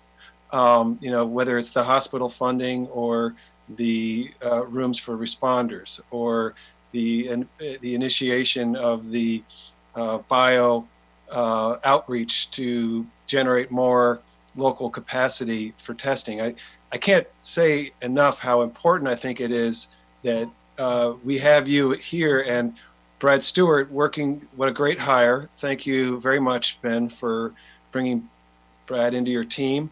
Brad working closely with the Maryland Technology Council has identified for weeks now the ability for the county to procure more tests. And we're starting to ramp up, and that's terrific. We have got a long way to go, but his relationships, having been a CEO of a diagnostics company, are, you couldn't ask for a better person here. So I want to thank you for that. But going further, the funds that you're administering, the local production fund for PPE and other emergency response functions, now the telework fund. So MCEDC is really right at the juncture, and I think helpfully is able to work with the council to drive initiatives which are bearing fruit, quickly. And so I think it's a testament to the vision of having an independent or nonprofit economic development function that is kind of situated at the juncture, and then both the council and the executive branch work with you and through you. So we're getting, I think, very, very good outcomes here and some exciting projects. And again, for example, the hospital fund, Terry Ford, as your board member, CEO of Adventist, is involved in county government, conversations, and so that strengthens his ability to propose something that maybe somebody might not otherwise propose. So, there's a lot of benefit here, and I think we're making some strides. So, thank you for that. I'll pass it back to you, Mr. Chair. Thank you very much. And let me just say very publicly, Ben, you are doing a fabulous job for MCEDC. You truly are. You are the partner that we have needed, and you are stepping up to the plate, and your entire group. But certainly you being the face of MCEDC are doing one fabulous job. With that, Councilmember. And if I could just say that we have a terrific a team and the staff, and they're very committed to making sure that we can do all we can to get to the other side and participate as aggressively as we can in economic recovery. And it shows. It truly shows. Councilmember Jawando. Thank you, Mr. President. And Ben, it's great to see you virtually, and I love the drapes. I also want to just. Yeah, I need a storyboard like you behind me. Yeah, well, hey, there you go. There you go.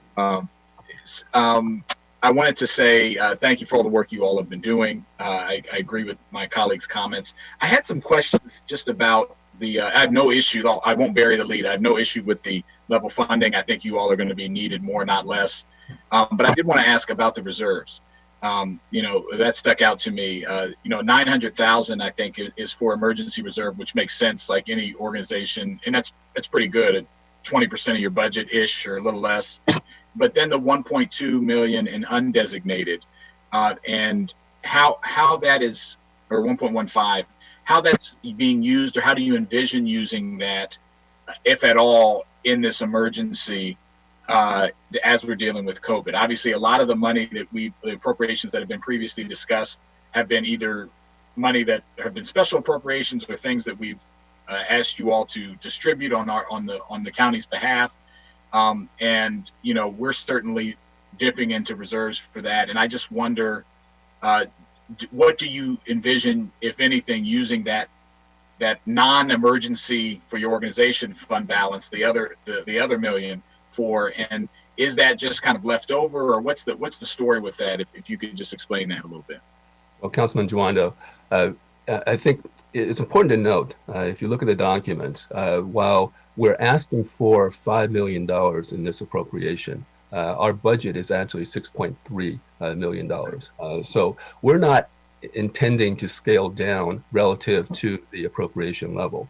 There are a number of needs out there, and even pre-COVID, we were planning to aggressively engage to maximize the assets that we have in our county, from the federal laboratories, our life sciences industry, and a number of new initiatives to tech transfer, opportunity zones, manufacturing, and we were stuck in the basically we're stuck in motion right now because as in the now little under 4 months that I've been in here, the strategy that I had initially envisioned that the EDC would be undertaking has had to dramatically be altered by this crisis.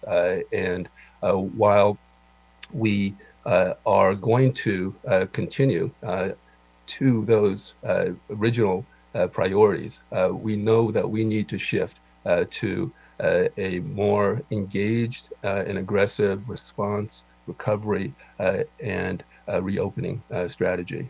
So we already have documented for you a work plan that would commit to that $6.3 million budget that we're operating from. So in the $5 million appropriation level would be supplemented by the funding that we have currently, that we have the flexibility to be able to use.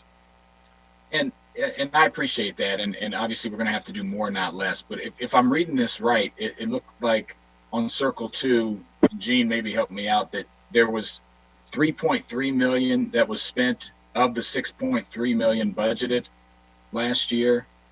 And I'm just wondering, again, I think the work you all are doing is important, but are the plans, so the plans that you're implementing you think you're going to spend all the money? That's basically what I'm asking. Yes. No, we intend to be as aggressive as we can be to meet our priorities, meet our mission, but also to help lead on the recovery. So in terms of next year, we'll be sitting in the same posture with the kind of reserves that we have now. I don't believe that that'll be the case. Okay. All right. Well, I would hope so. Yeah, I think so. I mean, because we obviously are in an emergency, and the ideas and the plans that you all have to directly implement that wouldn't require special appropriations necessarily, that you can use that fund balance and I think go forth and conquer, and we'll continue. And Councilman, I want to note also that as originally envisioned, a lot of the money that we were going to spend were not necessarily programs that we were just going to focus on certain one-offs or certain projects. The great potential, especially now with the COVID crisis and with the CARES funding, is to be able to leverage our funding with both the state and the federal. And so in order to do that, we need to be able to have some flexibility to be able to have skin in the game and also be able to present ourselves as a partner in terms of funding and also in terms of personnel and programmatic activities. And so a lot of that funding that I believe will be spent will be towards leveraging those federal, state, and local partnerships that will be COVID related, but also designed to be able to help stimulate economic recovery and provide support for small businesses, entrepreneurships, and startups. Great. Thank you. Thank you very much. Thank you. Councilmember Navarro. Thank you, Mr. President. Mr. Wu, it's good to see you, and also Mr. Tompkins.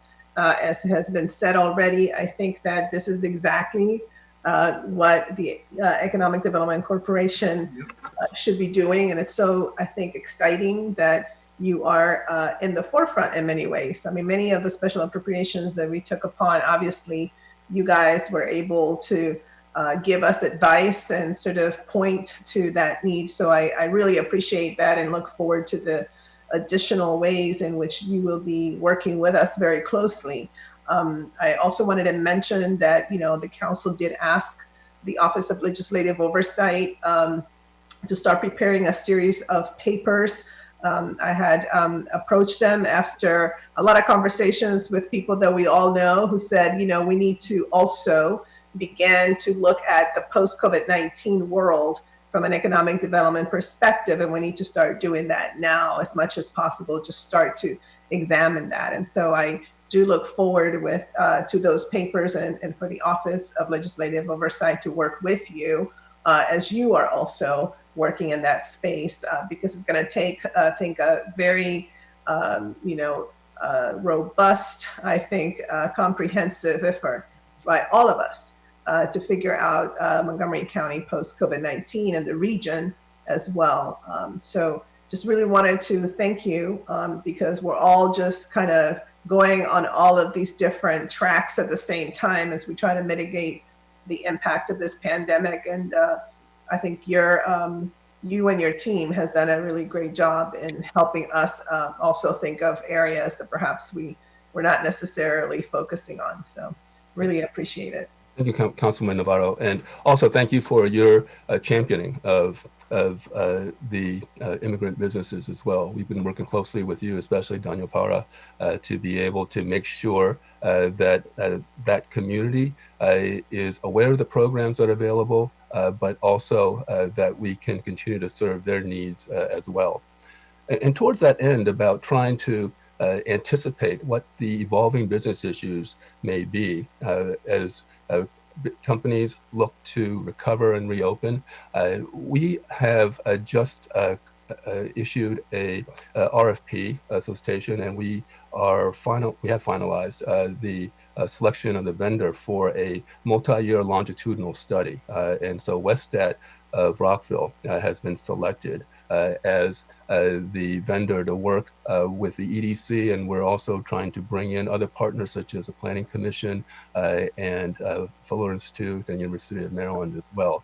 And the purpose is to try to get a sense from businesses, a snapshot of some of these evolving issues so that we can inform and educate the elected officials as well as the community about where we need to go. And we also want to use that survey opportunity as a way to track those businesses that have received assistance from the county and also from the state and potentially on the federal level as well, so that we can see how these business assistance programs have been helping, and we hope that they're going to help and that they can survive this crisis. But we do want to be able to track that because we think it's important also to be able to provide that information to the lawmakers and to the thought leaders in the county.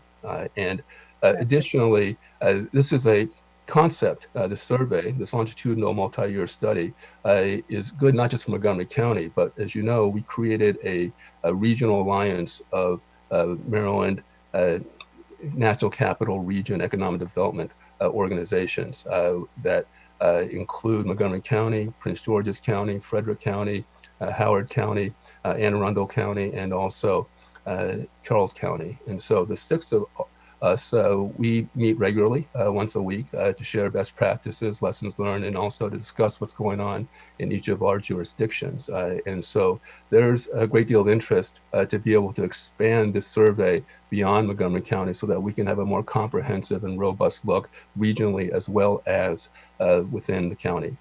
So we'll continue to provide that information to the council as well.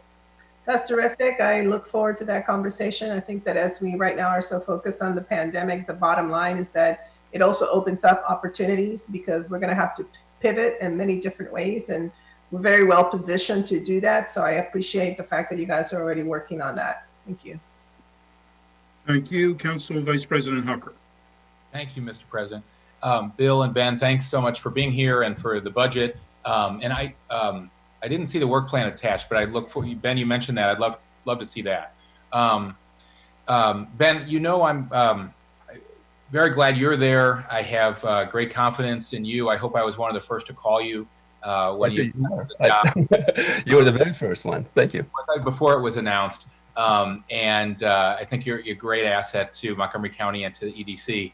And, you know, I know we all believe in the mission of EDC, and Councilmember Jawando and I were glad to go on a recruitment mission last year. Hopefully we can be helpful in the future. I'll be brief because Councilmember Jawando anticipated a lot of my questions, but just on the private sector fundraising, maybe you were tuned in from Annapolis, but EDC was created amidst a lot of their promises at the time of ambitious, robust private sector fundraising. It was $350,000 last year, only anticipated $350,000 this coming year. What will it take to increase that to get closer to the goals that EDC set at its creation? Yeah, no, I understand the point, Councilman Hucker. And I was on the board of the EDC since its inception, so I understand the rationale for creating a public-private partnership. I do think that that's an area that we need to absolutely make a priority. And one of the areas that I believe will help is the creation of a Montgomery County marketing partnership to be able to solicit support from the community and external stakeholders. We have, as you may recall from your time as a member of the House of Delegates, in Maryland, we created the Maryland Marketing Partnership that has been very effective. And the governor provided money for it. We had $5 million budget. It was used to be able to help with the attraction opportunities within the state. Also, for those who have been through BWI before the crisis, the Open for Business slogans and the advertisements that were there. And so this gave the state a great opportunity to push our attraction efforts. And the intention was to create a similar venture here in Montgomery County, and to do that by offering the community a reason why they should be supporting Montgomery County's economic development efforts. And so that process has been a little bit derailed because of COVID, but I do think it's still important. And so we're going to stand that up, I hope, by the beginning of the new fiscal year. And we are also engaging in partnerships with a number of the federal resources as well in seeking federal procurement opportunities. And also we have partnered with a number of different organizations on various studies and strategic plans within Montgomery County's business community. So we're getting there, but I would expect and hope that next year, as we were talking about the FY22 budget, that our external funding is much more robust, and that I think we need to show a value proposition to the community as to why they need to support the county. And the EDC may not have been able to communicate that quite as well before. So we intend to change that, and we intend to aggressively reach out. And the hope is that that 350 marker on their budget can be surpassed and exceeded. Well, I'm glad to hear that. To that point, have you set a higher goal than 350 internally? Have you discussed that with your board and your staff? Well, at this point, we don't have no historical precedent for that. And so it would just be aspirational. And also, given the fact that we were planning to be aggressive in our solicitations with the marketing partnership prior to the the crisis and recognizing that there may be a significant economic impact to not just the small employers, but also major employers here in the county. We want to have a manageable target and one that is probably reflects the situation and economic climate we're in now. Right. And are your board members all contributing, and do they have fundraising goals? The board does not currently have personal goals, but they are very active in their contributions, and we're very pleased that these representatives of businesses within the county have been volunteering and taking their time to help participate and ensure the success of the organization. Thanks. Councilmember Chawando asked about the reserve level, and it's definitely considerable, 40%. What's the right reserve level in your mind for EDC? Well, I think that the good corporate accounting practices suggest that there be at least a third for reserves in cases of difficult situations. I think that what we saw in the council this past fiscal year, because the council set aside 10% in reserves, that's been able to help provide a lot of flexibility to the council in its operations to take advantage of trying to support businesses in the county with the COVID crisis. So we want to follow the good accounting practices, but also we do want to be able to draw down the reserves. As I said, we do have an aggressive plan to be able to do that. And we do also want to be able to leverage our funding with those opportunities that we can foresee on the federal side as well as the state to be able to support the programmatic initiatives and new efforts to be able to help Montgomery County recover from this crisis. And I know you just got there, and Councilmember Jawando touched on this, but even if you anticipate spending $5 to $6 million this year, what's stepping back? Why didn't EDC, you were on the board at least, why do you think EDC didn't spend the $5 million last year that we allocated? I think that trying to find the right programs that can have the most impact is always important for any organization. And rather than trying to deplete the funds for the purposes of spending, but trying to be able to make sure that the programs that the organization is investing in can have the return on investment and the proper impact that will create jobs. I think that's always going to be the priority. Well, that's helpful. To me, this seems like I certainly believe in the organization and the mission at a time like this when we're talking about, avoiding layoffs and the county is nowhere near a 40% reserve. We've had trouble getting to a 10%. It feels like $5 million is a lot of appropriation for this year to me, but anyway, your answers are really helpful. Thank you, Mr. President. Thank you. Councilmember Friedson, please.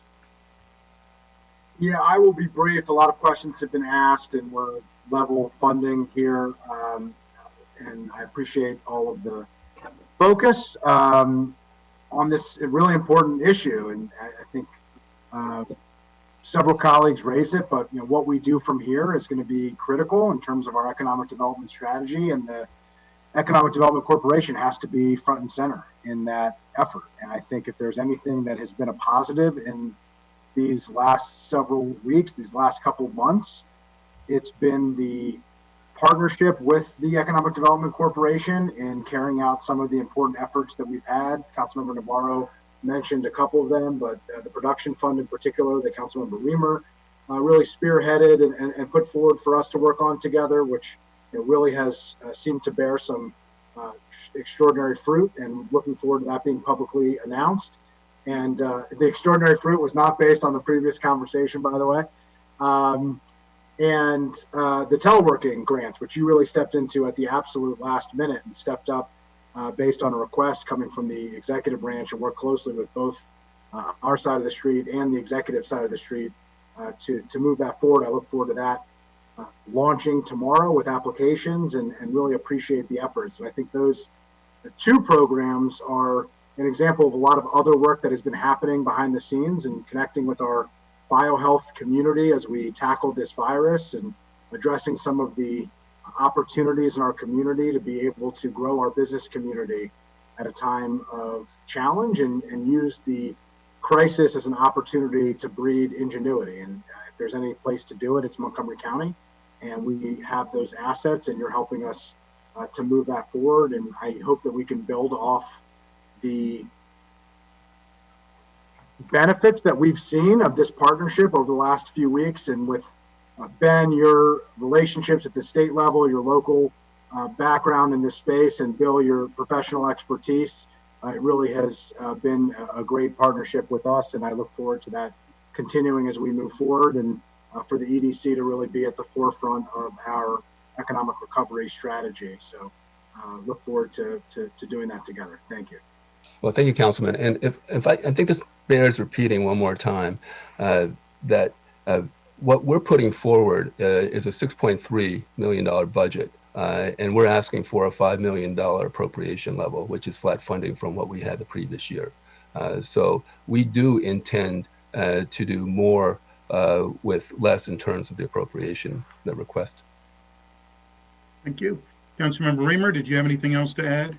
I do. I just wanted to say, normally we would have worked through a work plan for MCEDC at the committee. We just haven't had that opportunity, of course. So I look forward to returning to that conversation with you, Ben Wu, and the team. And we will, we'll get to that as soon as we can. So appreciated all my colleagues' questions. And if I haven't already, I'd like to move the staff recommendation and just note we're approving a budget without the kind of detailed work plan that we might want to see. We have heard about some initiatives that we really like. We are involved in initiatives with MCEDC that we really like, but there's more to do ahead of us to kind of structure what the work will be, and we'll be taking that on very soon. So thank you. Thank you. Anyone second? It's been moved by Councilmember Reamer, seconded by Councilmember Friedson. All those in favor, please raise your hand, and that is unanimous. Thank you very much. The next item is Historical Society, and that's also Hans. All right. Well, this might be the first time we've done this review at the Fed committee. So appreciate Chairman Rice, who previously had secured Historical Society to the Culture Committee, sharing it back to the Fed Committee, where we do historical preservation.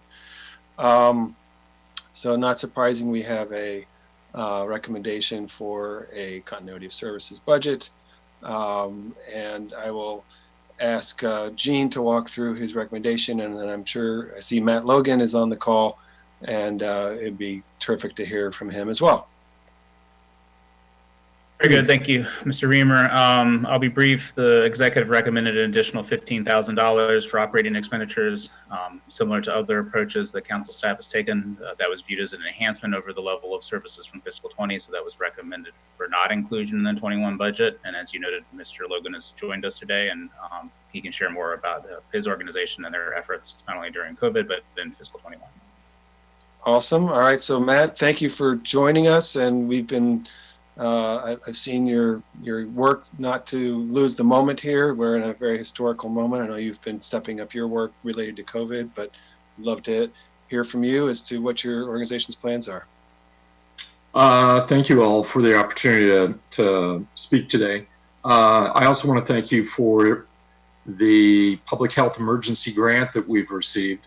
We received the full $10,000 as well as an additional $1,200 to secure a laptop, which small but meaningful for an organization like ours. We've been able to pivot pretty quickly. We obviously there's no in-person programming available, and so we've been able to shift everything online. It includes a new program, History Conversations, which is proving to be exceedingly popular. We also have a new podcast in which we are excerpting from our pretty extensive oral history collection. First one will be Margaret Jones, African-American educator, who was interviewed in the 1970s. She began working at MCPS in the 1930s. She has an incredible story to tell, and so that podcast will be launching soon. We also have something that I'd like to appeal to each of you personally, which you're familiar with our rapid response collecting with the Agbada, the Pride Flag, Evan. We're collecting stories, photographs, journals, and so forth from this moment in time.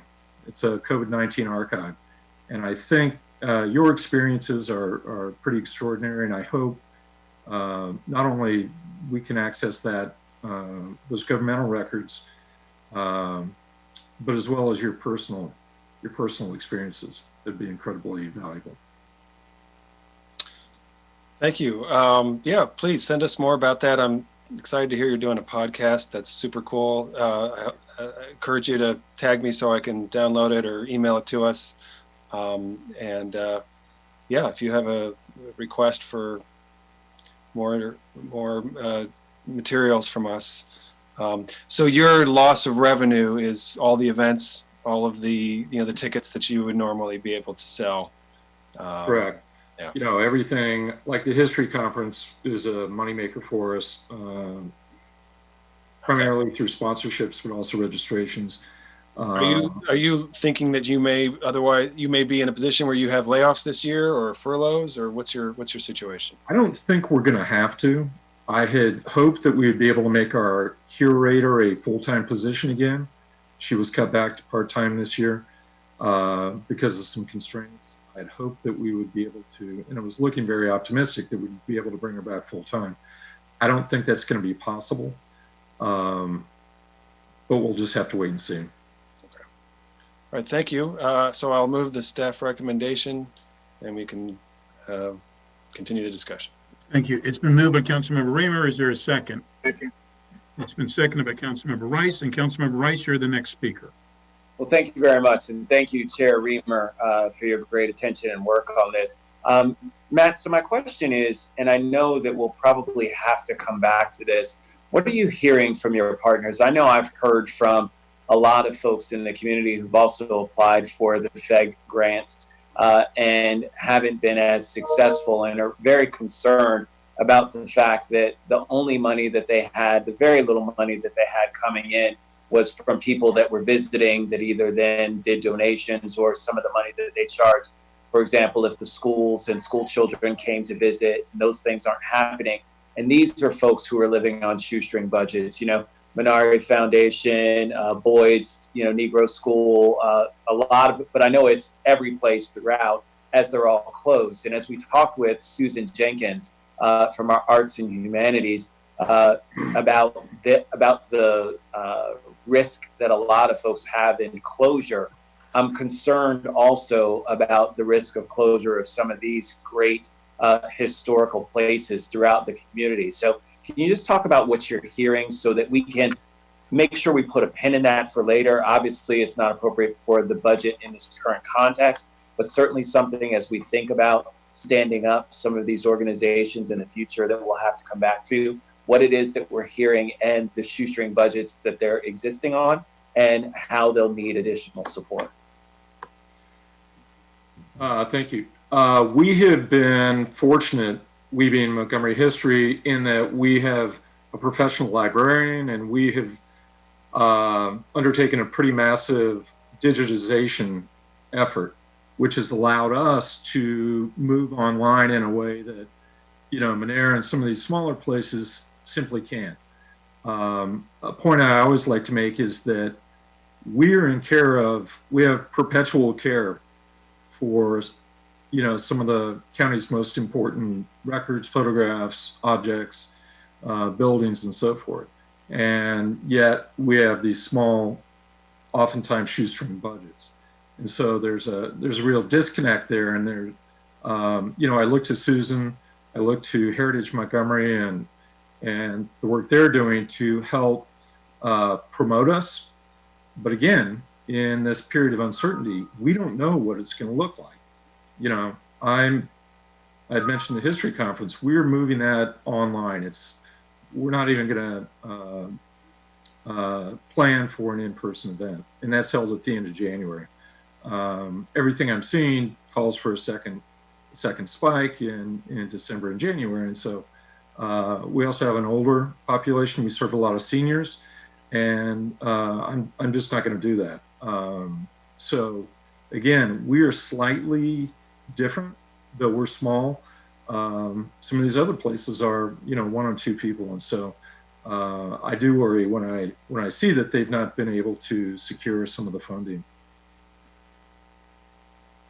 So then my question would be, and certainly something that we can take a look at, but certainly helping folks with the same strategy that you've applied that's helped you to be successful as we're looking at migrating folks into the future, you know, those virtual kind of tours, things like that, that to your point, allow you to still be relevant and still allow for people, regardless of whether you're in a situation like this to where there's COVID-19. I know that even when I look at our museums at a national level, Smithsonian and others, they still have, you know, tours to where you can go through and go through the entire museum via virtual tour.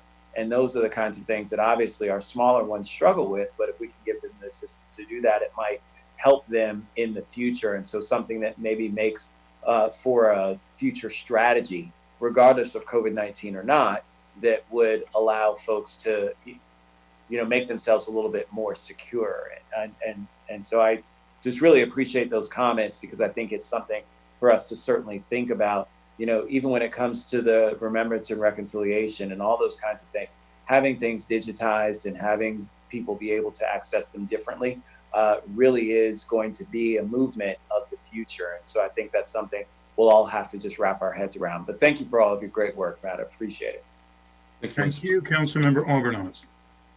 Thank you, Matt. And I just wanted to share, my dad participated in one of your online platforms recently. He loved it. He's told all his friends about it. And I'll tell you, I think, you know, social isolation is a huge issue for senior citizens right now.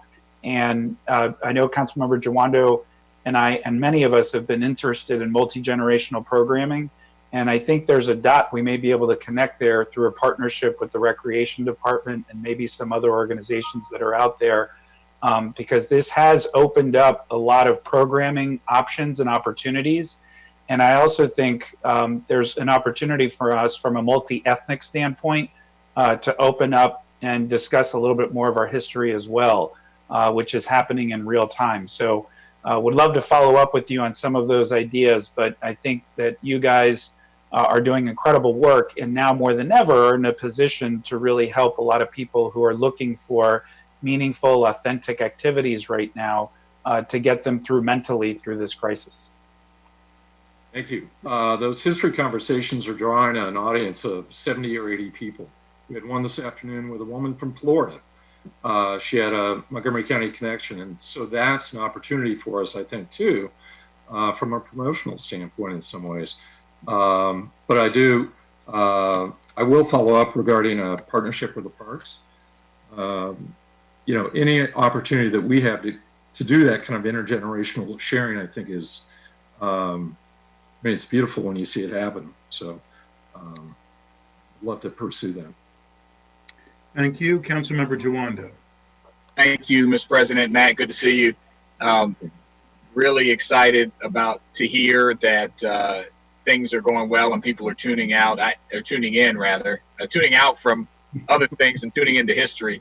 I personally have found when we're in tragedy and we're, you know, cooped up and many people are trying to reflect, looking at history is a real help to many people. So I'm really glad to hear that that's going well. And I'm glad that you were able to get a Fed grant. That was going to be one of my questions. So I'm really happy to hear that you were like a shining example of both components working well. We need more of those. I'm looking at Councilmember Friedson and others, but glad that it worked for you. And to Councilmember Albernoz's point, I had the opportunity to participate in one of your intergenerational programs with students where they created their own historical tours, and it was awesome. I think the sky is the limit on what we can do virtually in partnership with you, potentially the school system. Who knows how long we're going to be out? I think we really can incorporate.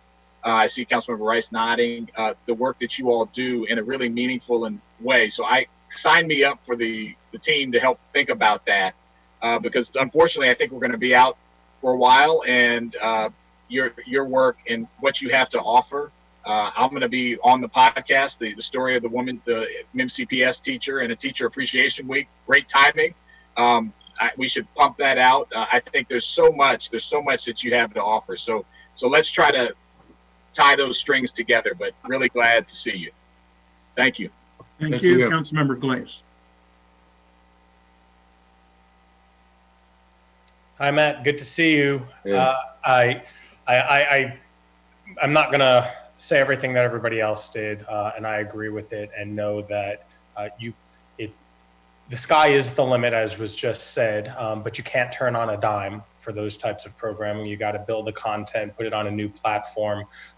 Based on everything that you said, you're already working towards that, and I think that is great. I know that Parks is doing and starting to do more online work that they're planning, and so I think that recommendation of reaching out to them would be helpful. And quite frankly, reaching out to Rex and the partnerships available are limitless, which would also help with your workload as well, because there are a number of people throughout county government who are starting or in the middle of this type of transition to online learning and online engagement where it hadn't been before. And so that's the only thing I wanted to say. It was a pleasure to attend your annual meeting earlier this year, and keep up the good work. And I look forward to logging on, tuning in to some of your content in the near future. Thank you very much.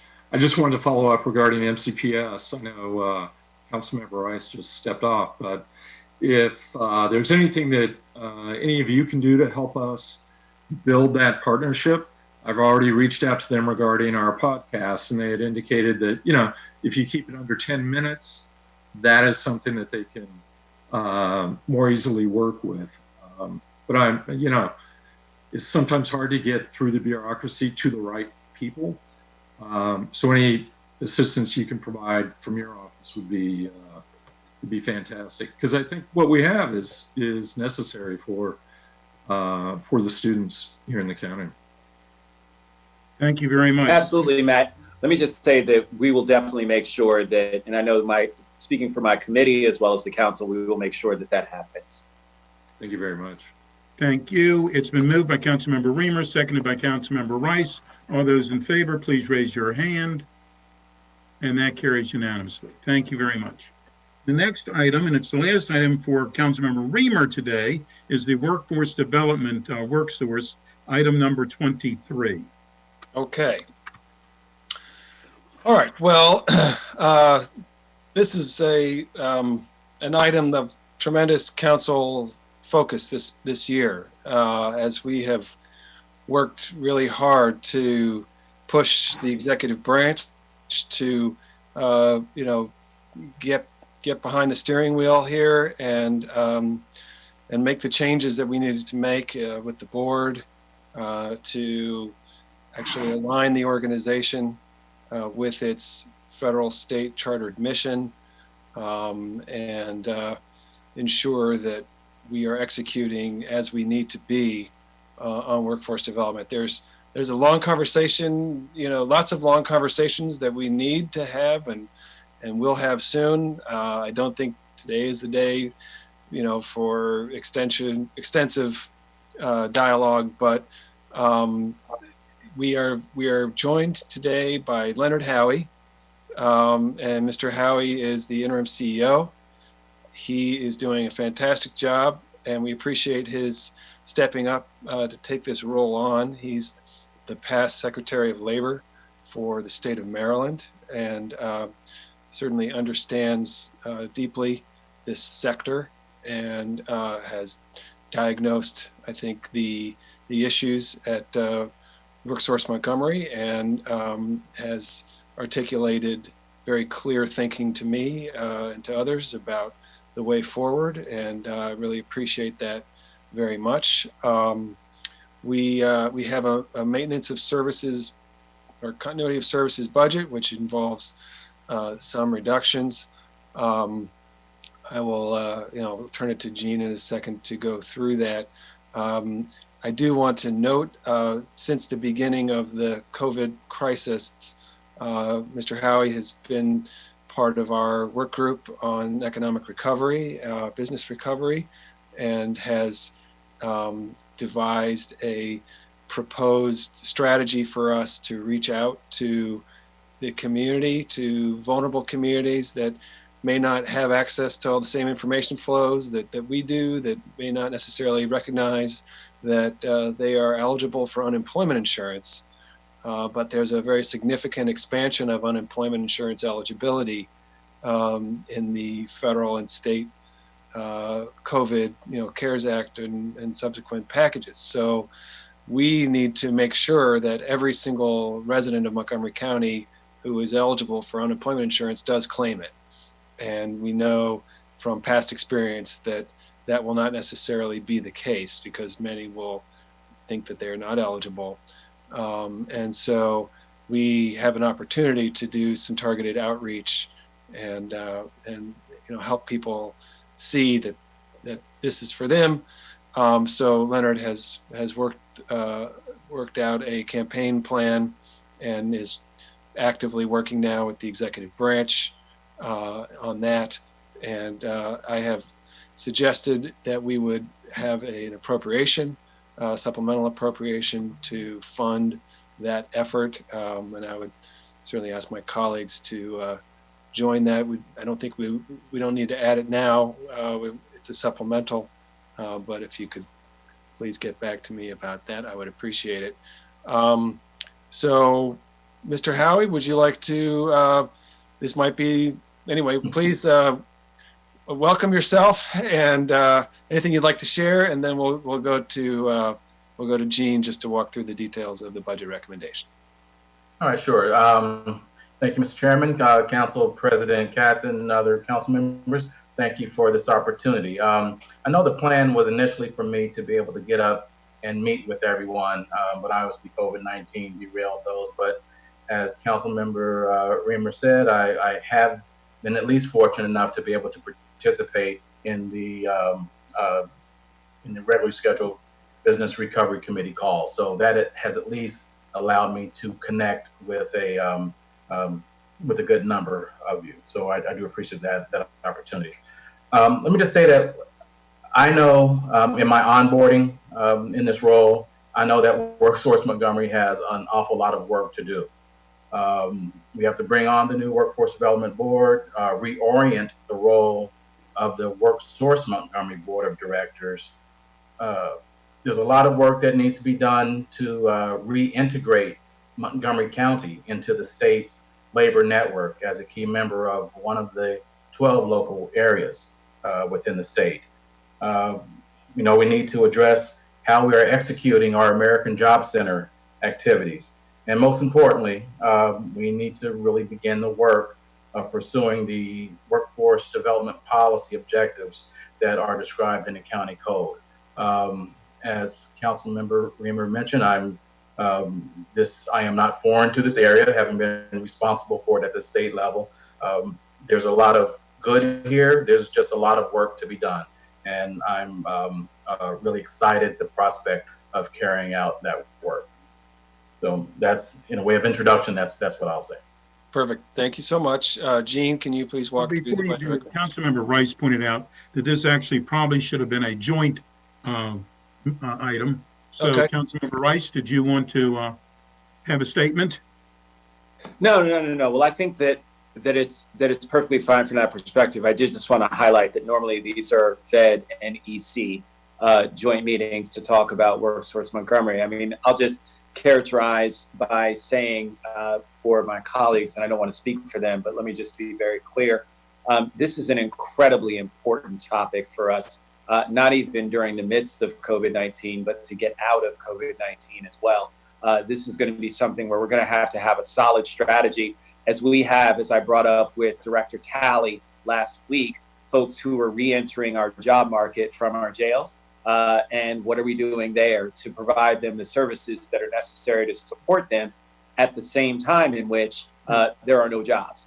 And how do we creatively get around those kinds of things to make sure that they're there? There's so many, understanding that our lowest income folks are the folks that are forced to work on the front lines in our grocery stores and to be the front facing. And those are the industries that we decide that we're going to put forth first when it comes to putting folks at risk. And what does that mean? And what are their rights? And do they decide, well, I'm going to leave this job and go for something else because I don't want to be that person who's, you know, at that lower rung of the totem pole, who doesn't get to decide for themselves about what it is that they want to do in terms of shaping their future employment.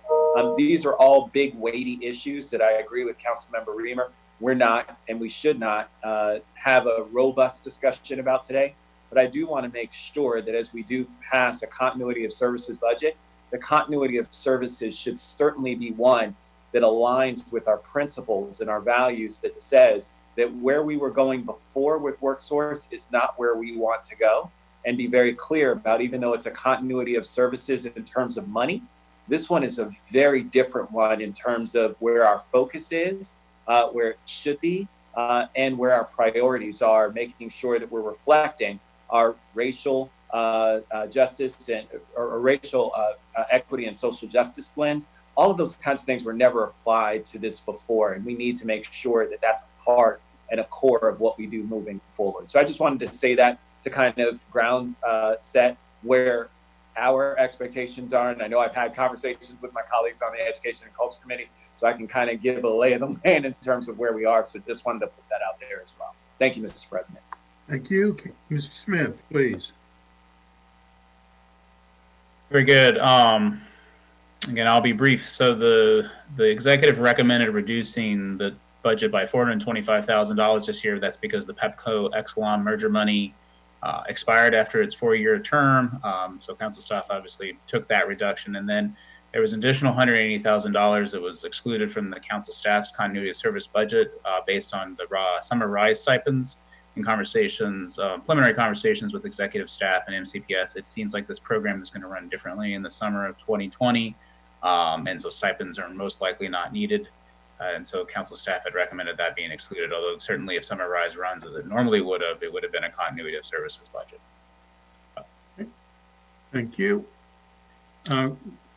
First, Mr. Howie, just let me say that I am very impressed by you. We've had conversations independently, and I've seen you at various Zoom meetings, and you certainly are bringing a great breath of fresh air to an organization that needed a breath of fresh air. So thank you very much for all that you're doing. Councilmember Jawando.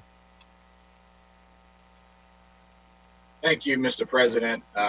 And Mr. Howie, it's good to see you on Zoom. I know we've been on some conference calls, and I haven't had the chance to spend as much time with you as I'd want. As you mentioned, you've come in at a very interesting time, but I do know of you, and I know Governor O'Malley has spoken highly of you, as has our former colleague, the current head of the DNC, Tom Perez, spoken very highly of you. So you have some good recommendations to me, so I look forward to connecting with you more in detail. There's so much to discuss. As I always like to say, as the council member who's on the Education and the Fed Committee, I feel, and as a former contractor for WorkSource Montgomery, I have a lot of insight and experience on these issues, and I look forward to working with you. I'm so glad. It's such a, to Council President's point, it's so refreshing to hear you say and acknowledge in your first statement, in your first budget hearing, that you acknowledge that there needs to be change and focus on mission. That is really good to hear. And so I look forward to working with you on that. Obviously, I don't have to tell you the enormity of the challenge and the importance of your role coming out of this crisis with all the people who are unemployed, the challenges we've already had even before the crisis, the service employees who are going to be looking for work. I mean, I think there's going to be a potential for flooding of WorkSource Montgomery when it's open. And so we're going to definitely have to come back to this and reassess your need and have a robust plan as we head towards reopening in the coming, months and years ahead. So I look forward to working with you on that. You may know I was very involved in Summer Rise. Came before this council, and thanks to Councilmember Rice and others, and asked for money, and then ran the program its first year. And so we have to get that going back again. And so just a lot of things to work with you on for the whole range of workforce needs. So really glad you're where you are, and look forward to speaking with you very soon. Thank you, Councilmember Navarro. Thank you, Mr. President and Mr. Howie. I have not had the pleasure of meeting you, but I want to say welcome. It was during my presidency that we changed workforce development to be education and culture, and also planning, housing, and economic development, because it does really cut across all of those issues. And so I felt it was important to make that change. Also, as you know, workforce development is an integral part of our economic development platform, something that we adopted last year. And just as we had the conversation with the Economic Development Corporation, there is no doubt that WorkSource Montgomery, in partnership with all of these other entities, are going to play such an important role as we are now having to think about post-COVID-19 landscape for the county. So I think you are probably very well versed on some of the areas that we wanted to improve. But no doubt this pandemic has also kind of fast-tracked a lot of ways that we need to pivot and rethink and reimagine. And so I always have to think positively and think that this is also an opportunity. So I do look forward to working with you. There is already, I think, a lot of energy, as you can tell, on this council and also the administration for us to integrate all of this. And I am optimistic that I think we're going to be able to do some great things. So just wanted to welcome you and say that I support the recommendation and look forward to our work. Thank you. I have no other speakers. Councilmember Reamer and Rice, would you like to make a motion? Yes, and I hope Mr. Rice will forgive me. I was only doing what I was told in the moment. No, please, you're fine, man. Go ahead. So I will second. Very good. Moved and seconded. All those in favor, please raise your hand. And that's unanimous. And I do apologize. I didn't realize that was a joint one. So anyhow, next is the Office of Consumer Protection. And Ms. Farag, if you are here somewhere. Yes, I'm here. Okay. Would you like to lead us through it, please? Yes. The executive's recommended budget for the Office of Consumer Protection this year is about $2.2 million. This is actually a 6.1% reduction from last year's budget, or $144,000 reduced. The large majority of that reduction stems from the loss of their budget management specialist, which has been transferred over to the central services model that the executive has created.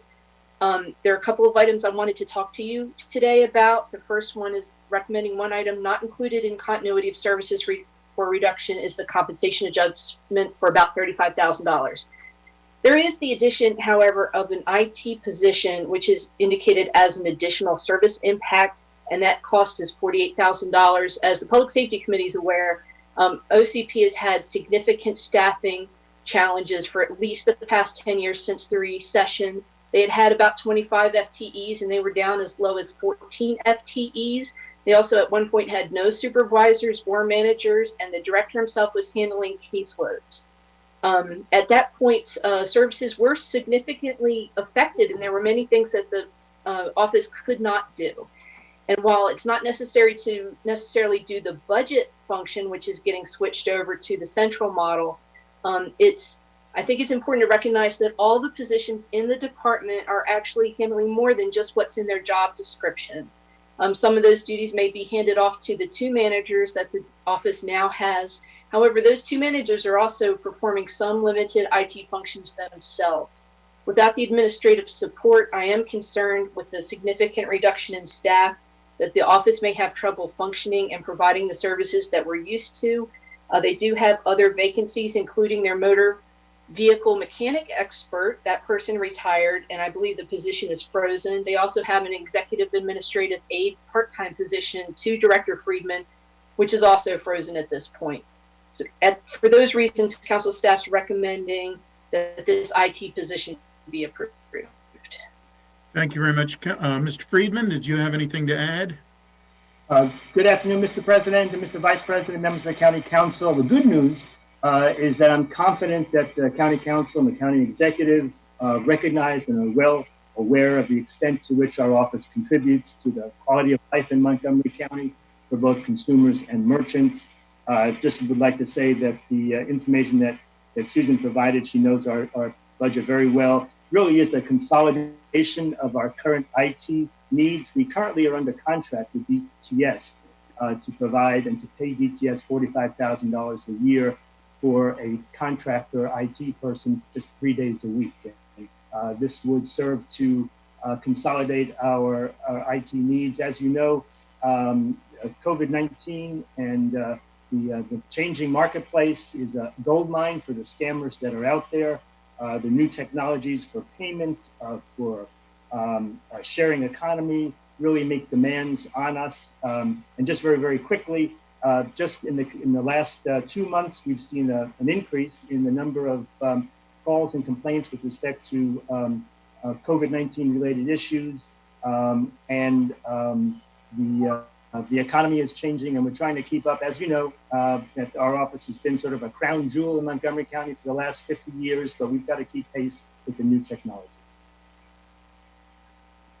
Well, thank you very, very much, Eric. And I have to tell you, it's amazing the work that you all have been able to do with the cutting back of your budgets over the years.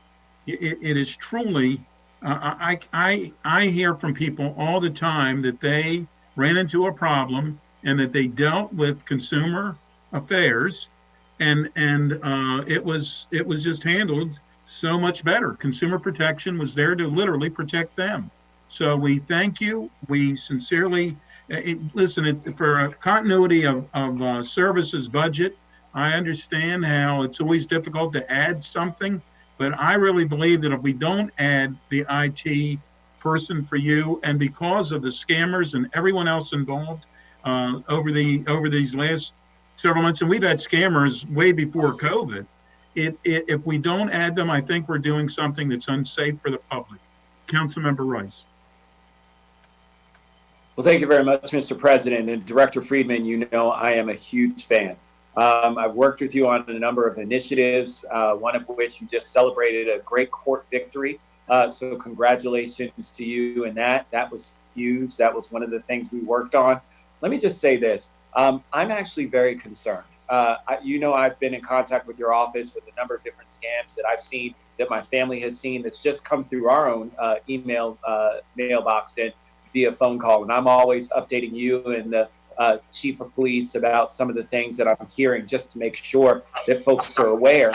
I will tell you that I think that this is going to continue to ramp up, and it's very concerning. And I'm very concerned about your staff being able to handle as we potentially may have another type of stimulus check that comes about. How many people have already been scammed out of those stimulus checks? People aren't reporting about this, but folks, it's happening, especially with a lot of our elderly population who just don't realize, who say, oh yeah, we're calling from the IRS and we need to reroute your money, and folks.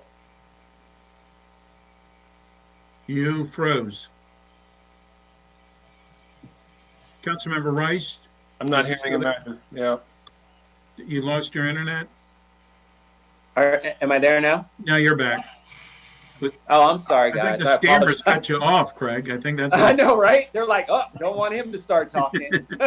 Sorry about that. No, let me just say that again, it really is one of those where I'm just concerned about the ramp up. I'm concerned about what's going to, we're, continuing to prey on our elderly community, on our communities who have English as a second language, and our immigrant community who just don't know some of the processes and procedures. And so while I don't have a recommendation here, I would encourage you, Director Friedman, to keep in contact with us and let us know about the volume of calls that you get, because certainly that would qualify as, I think, legitimate for supplemental to make sure that we're protecting our folks in a time of great need. Again, I don't want you to be aggressive, and you never have been in terms of just asking for something willy-nilly that you don't need it. We've seen that with your budget. You've been very, very fiscally conservative, and we appreciate that. But at the same time, we know that there are going to be more people who need your services, need the great work that OCP does. And so I just ask that you keep in contact with us and keep in mind the level of service that we provided, as well as the level of service that we're going to have to provide in the near future. So thank you. Thank you. Councilmember Friedson. So much. I echo all of the kudos to my friend and neighbor, Eric Friedman, who lives just a short walk away from where I do, and I always enjoy seeing you around the neighborhood. And I think few people in county government get more out of less than you do, and your department does. And I really appreciate everything you do. I see Tracy's on the line as well, and just wanted to echo that. I am struggling a little bit here, honestly, because there is a little bit of a lack of consistency with continuity of service as it's being interpreted by staff. I think it'd be easier for us to justify this as the crisis necessitating a greater number of diligent or a greater amount of diligence related to fraud, because we know that it's on the rise. Yeah, so I just wanted to note that, because I've been trying to kind of reconcile this in my own mind. I've been a little challenged by the different ways that we're doing that, but I do think that there is an increased need. I would also note there was a robust discussion the other day about position being moved from this office into Office of Management and Budget, and I raised concerns about that at the time. And I just wanted to point out that this is an office that we are saying doesn't have enough resources to fulfill the needs, and yet we are moving positions out and repurposing them for different projects. And so I am supportive of this under a different context with my good friend, Councilmember Rice's point, but I did just want to note that, because I think as we take the budget up and we talk about these and we're trying to be as consistent as possible, that we differentiate this from other areas. And if that is the focus that we're taking, I'd be a lot more comfortable with it personally. Thank you, Councilmember. I believe a fellow by the name of Shakespeare talked about a rose and it smells just as sweet. I don't care what you call it. I just believe they need it. Councilmember Glass, please. Thank you very much, Mr. President. So yeah, the Office of Consumer Protection is clearly the little engine that could, and you keep going. And so the point that was just raised by Councilmember Friedson, I was going to raise that issue myself. There has to be some continuity regarding the definition of continuity of services, and so I'm however many days we're into this, we figured it out, and so I'm supportive of that motion.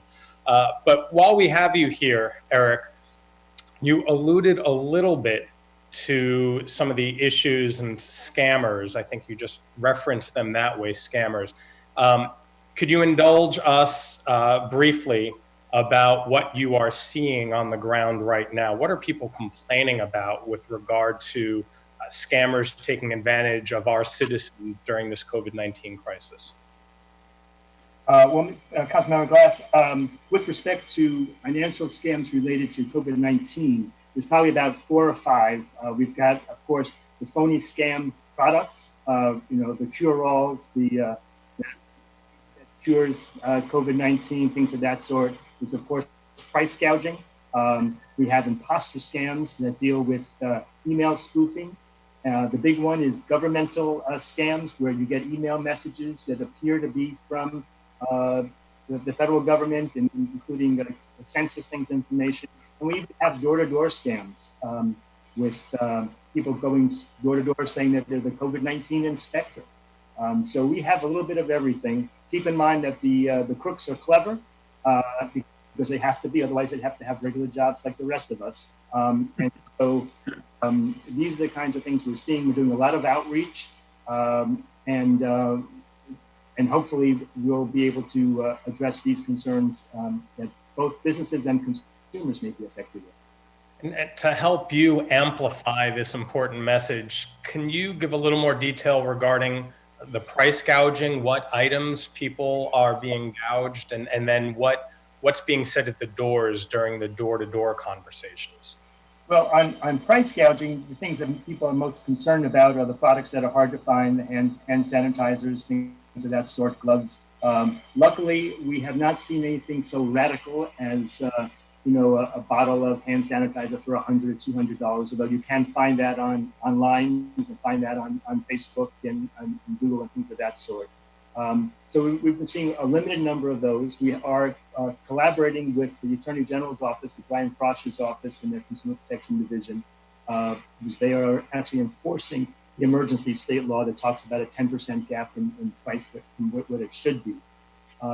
And on door-to-door, there's just been some incidents of people going around telling homeowners that their water is not safe because the COVID-19 virus is in the water system. And so we collaborated with WSSC to get the alert out regarding that.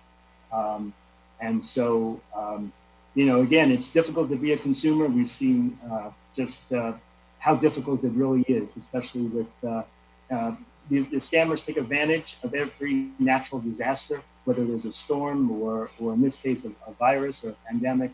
And so we're doing everything we can to be attentive to it. Well, thank you for sharing that information. I know that when the crisis first really emerged, and everyone there we go. When the crisis first emerged and everyone was going to the supermarkets, I know that I reached out to you and you explained what the state law was, and so I appreciate that clarification. And with regard to the door-to-door, I'm glad you were able to partner with WSSC. And I know that a lot of what you do is through those partnerships and those collaborations. And so an impressive operation that you run. While I don't know everything that you do, I usually end up reading about it because the work is that good that it keeps getting on the front pages or at least in media. And that is a testament to your need and your small but mighty staff's work. So thank you very much, Eric. Thank you. I have no other speakers. So Councilmember Reamer is having some connection issues. I don't know if he wanted to speak, but we have no other speakers at this point. Councilmember Rice or Councilmember Friedson, would you like to make a motion? So moved. Second. It's been moved and seconded. All those in favor, please raise your hand or act like you're smiling. We can see Hans, but we can't. It is unanimous by those present. Hans looks puzzled. You take consumer protection very seriously. He's still thinking about it. He's still thinking about the vote. Okay. Well, when he comes back, we're going to ask him about this, but we're moving on. Madame Trousseau. Yeah, that's right. Another consumer concern. Okay, next is the NDA Public Election Fund, and the next 5 are Councilmember Navarro's. Let's do this. So we do have item 25. This is the NDA for the Public Election Fund.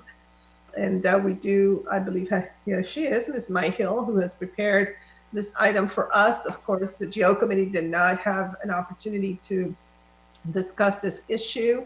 But I think basically, as we all know, there is a committee that recommends what the level of the funding. Oh, and I also see Mr. DeCrow, welcome, and Mr. Swoll as well. And as you know, there is a committee as part of the legislation that recommends the level of funds that should be appropriated in order for us to prepare for the next election, which will be coming up in 2022. And the executive has recommended $1,500,000.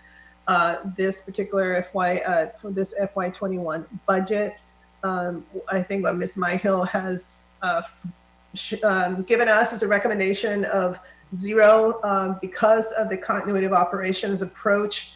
of the budget. I will say that, of course, it's a difficult thing because what we want to do is every year add money gradually so that when we get to the point where candidates will start drawing down, there will be, of course, sufficient funds in the fund itself to encourage candidates to participate in the public election fund. So if indeed we move forward with the staff's recommendation, which is in line with the continuity of operations approach, this is another item that we would have to put in the list to revisit once we have a better sense of the fiscal situation and impact. Because if we don't do that, then what it means is that for FY22 budget, we're going to have a much heavier lift if indeed we believe that we want to make the public election fund a reasonable and viable option for those candidates who want to participate in them. I think that is the framing that I can offer, just reading the notes. I'll turn to Ms. Myhill, and maybe we can then hear from Mr. Skoll and Mr. Crow as well. Ms. Myhill. Yes, Ms. Navarro, we've worked together a long time and you've channeled me well. That's exactly why the staff recommendation is 0, right? It's exactly why the staff recommendation is 0. In any other given year, I would have recommended the executive level funding. It is an item that as the council comes back early next fiscal year to talk about what additional funding may be required, it could be addressed at that time as well, but that is the rationale for the staff recommendation. Let me turn to Mr. Skoll, and thank you again for all the work that you have already put into making this a reality. So let me turn it over to you. Thank you. Thank you all. By the way, I'm glad to be here because last night I almost died laughing at the TV show All Rise, where the protagonist tried to put on history's first virtual criminal trial. And I'm sure you all have got enough virtual meeting experience in the last month to almost stop laughing. If you didn't see it last night, go back and look at it. It's wonderful. Continuity of service doesn't really sound like a term all that relevant to this program because the assumption, as Chairman Navarro just said, is that money will be added each year. Obviously, the budget crisis has put a lot of things in doubt.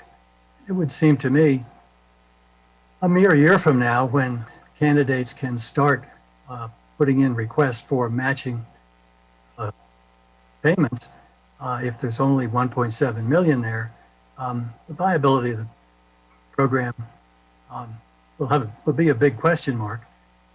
And so the committee would, of course, be grateful for guidance as to whether we should be thinking about a greatly reduced program that makes smaller matches or whatever. Thank you. Mr. Crow, anything you'd like to add? Thank you, Councilmember Navarro. The only thing to add is to echo your comment earlier that if we didn't fund any of the funds this year, it would just be more expensive next year, pretty much twice as much to meet the recommended funding level. So that's pretty much all we have to add. I appreciate that, and I also want to take the opportunity to thank you for the inaugural process that you had to lead along with Mr. Demarinis. That was like a real heavy lift, and you guys did an amazing job getting all that through. I can say that, for me, this is, of course, difficult because I feel like, this is one of those sort of favorite GEO projects that we took from 0 and then finally created it. And we saw all the people that participated, as well as not just the candidates, but also so many people who had never contributed to a political campaign who had the opportunity to do this. So I am committed, and we did this last time. I mean, we did have to, put in a large infusion, and the council did make that decision. And so I'm committed to making sure that is something that we will come back to. But it is, we are, again, as we've said all day long, we are facing some super just uncharted territory here, and we're trying to get ourselves through this budget process as close to the continuity of operations as possible, but give us the opportunity to come back later when we have a better picture of where we are. So it's hard for me to not accept the staff's recommendation.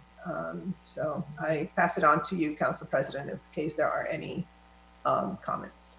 Thank you very much. First off, let me thank all who are working on this fund, because it's certainly necessary, and we all are very much pleased that many of us use the election fund because it was the right thing to do, and we certainly appreciate everything that you've done with it and suggested for it.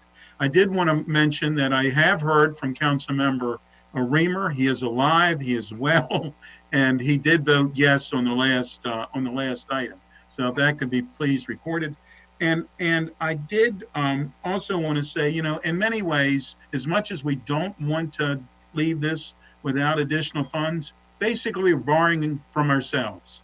That we know that when this comes back, we're going to have to put twice as much in, or whatever that number really does become, in order to do this program. It's a program that it's the right program to do. So I think that's basically what we're doing. And therefore I support begrudgingly that we're not going to add funds to this, but I do believe that it's the right thing to do for the moment. Councilmember Glass. Thank you, Mr. President. I think you just expressed my same thoughts regarding the fact that we need to be consistent in our continuity, and that would mean the same services budget. Mr. Skull, I want to thank you for your leadership and advocacy in this area.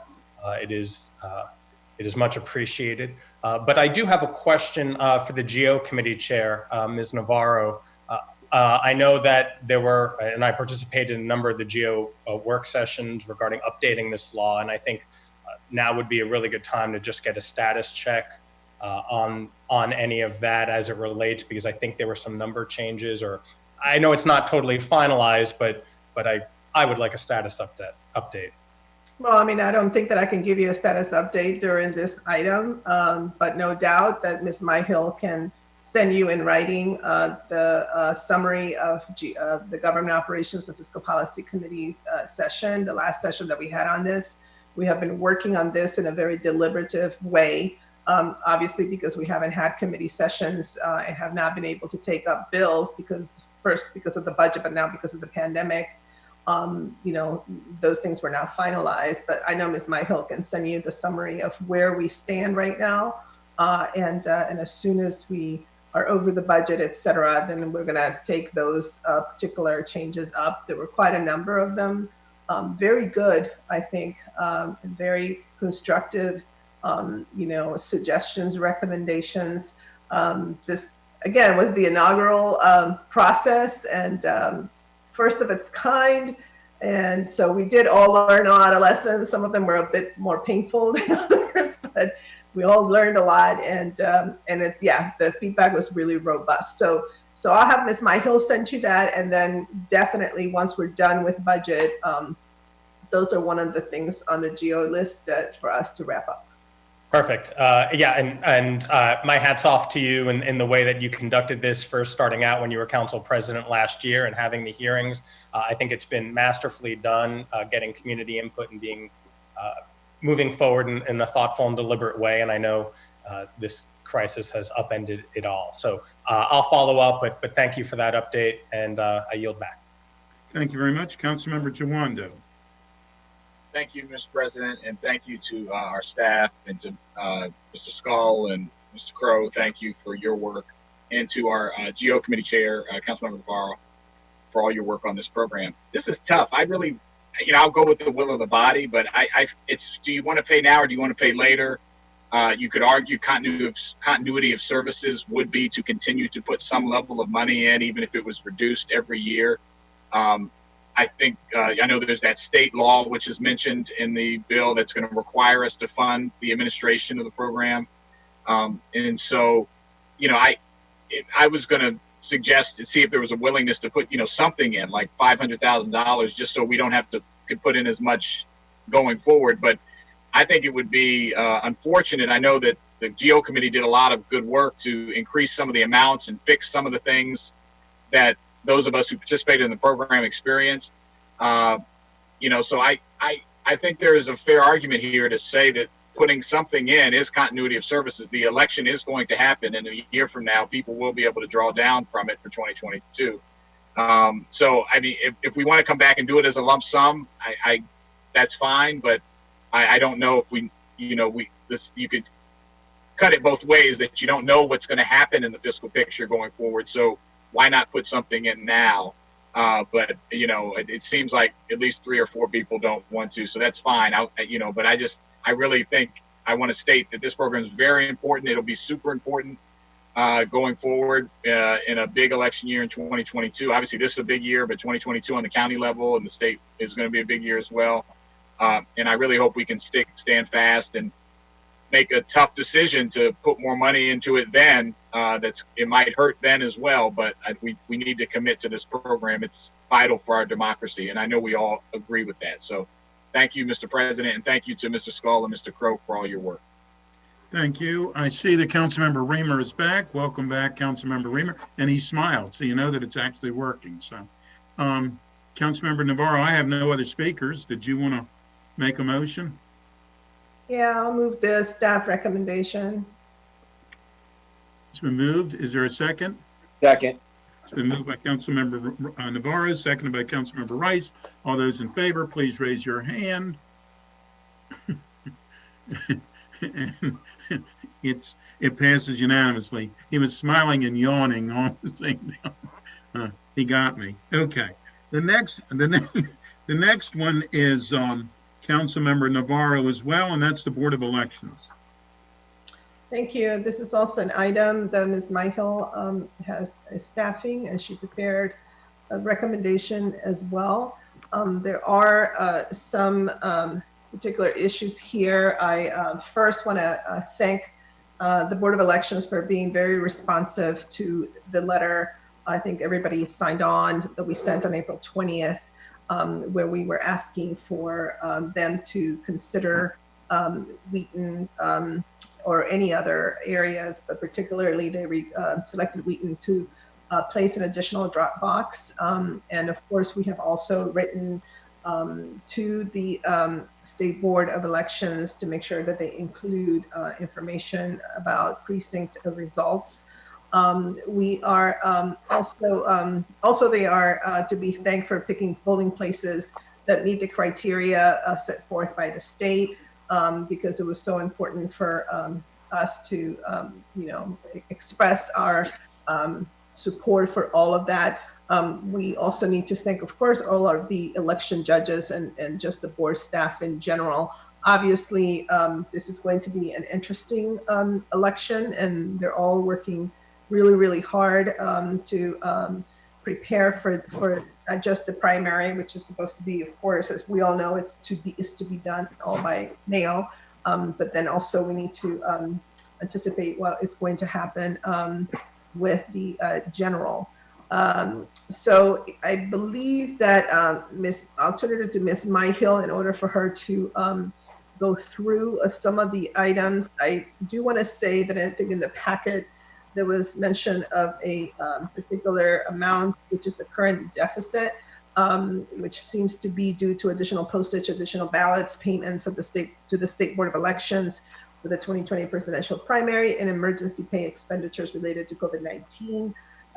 And I'll note that OMB is asking for state and federal money and waiting to see what can be covered before asking for a supplemental with that in particular. But I think that's some of the highlights that were included in the packet. But let me turn it over to Ms. Myhill, and I want to welcome Board Member David Neiman, who's here, and Ms. McLaughlin as a staff member as well. And I see Ms. also Morris. Ms. Myhill, I'll turn it over to you. Oh, and I see Ms. Margaret Jurgensen is also here, and yeah, so all people are beginning to join. Yeah, thank you, Ms. Navarro.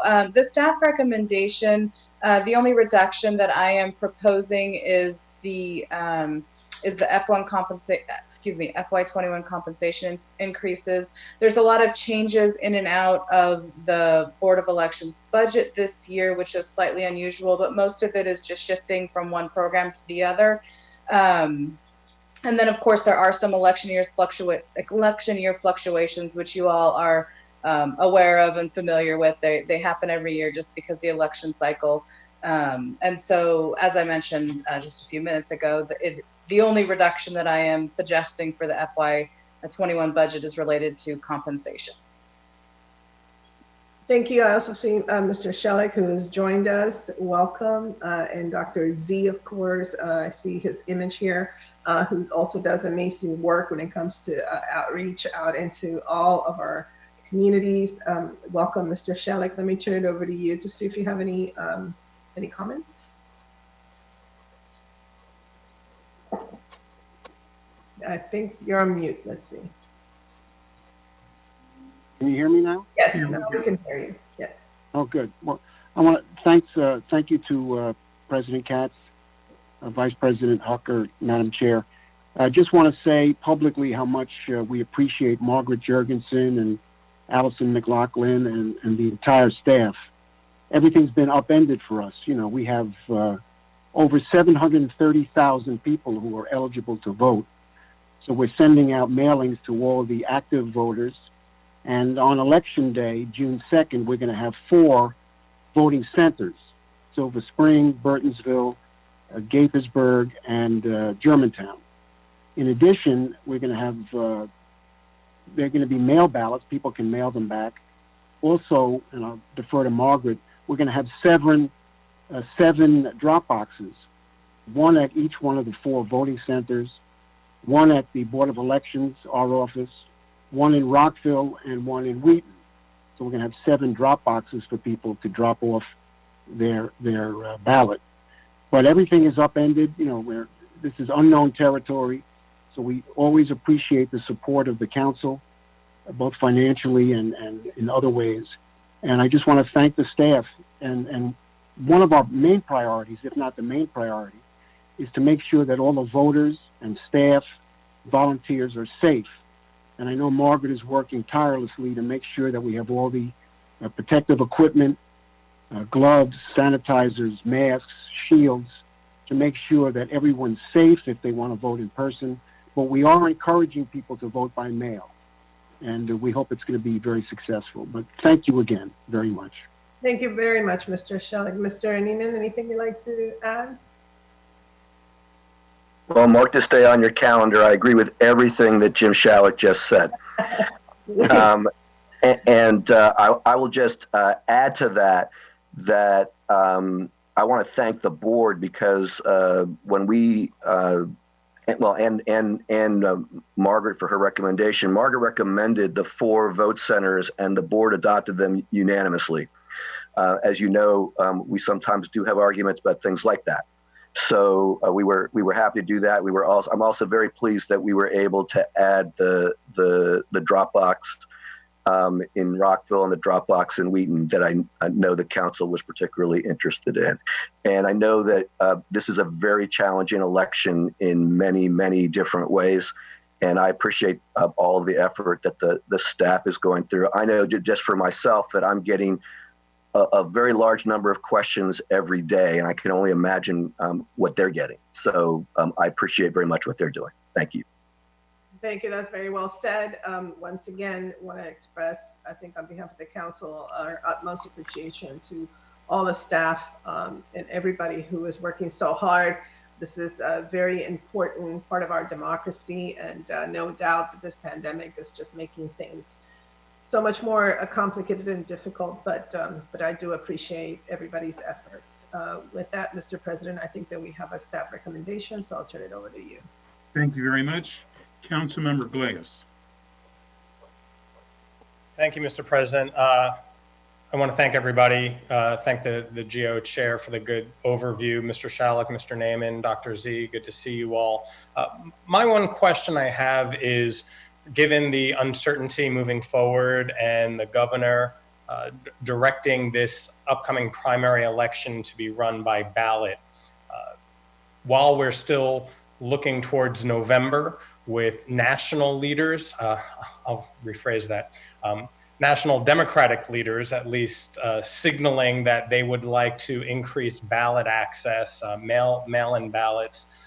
How could this budget be changed if we shift to an all mail-in ballot or some hybrid system? Hello, Mr. President and members of the County Council. This is Margaret Jurgensen. And right now, you're asking an excellent question in which there is probably no distinct answer. After we get through the June 2nd election and canvass all of those ballots, we will have to continue to plan for a precinct-based early voting for 8 days election until a state law changes, or if the governor should execute his authority again and order it all by mail. The only thing, we have a very tight budget. We have historically had a very tight budget.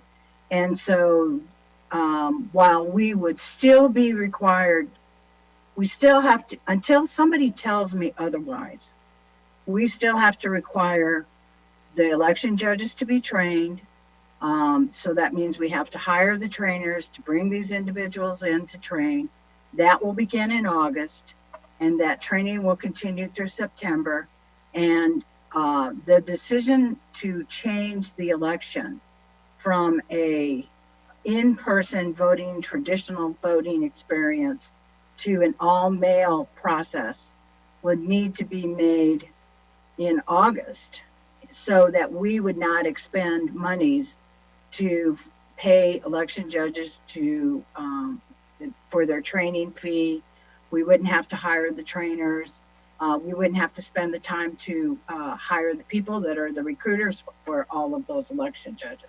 It takes us for a presidential general election in which you're going to anticipate 80% voter turnout.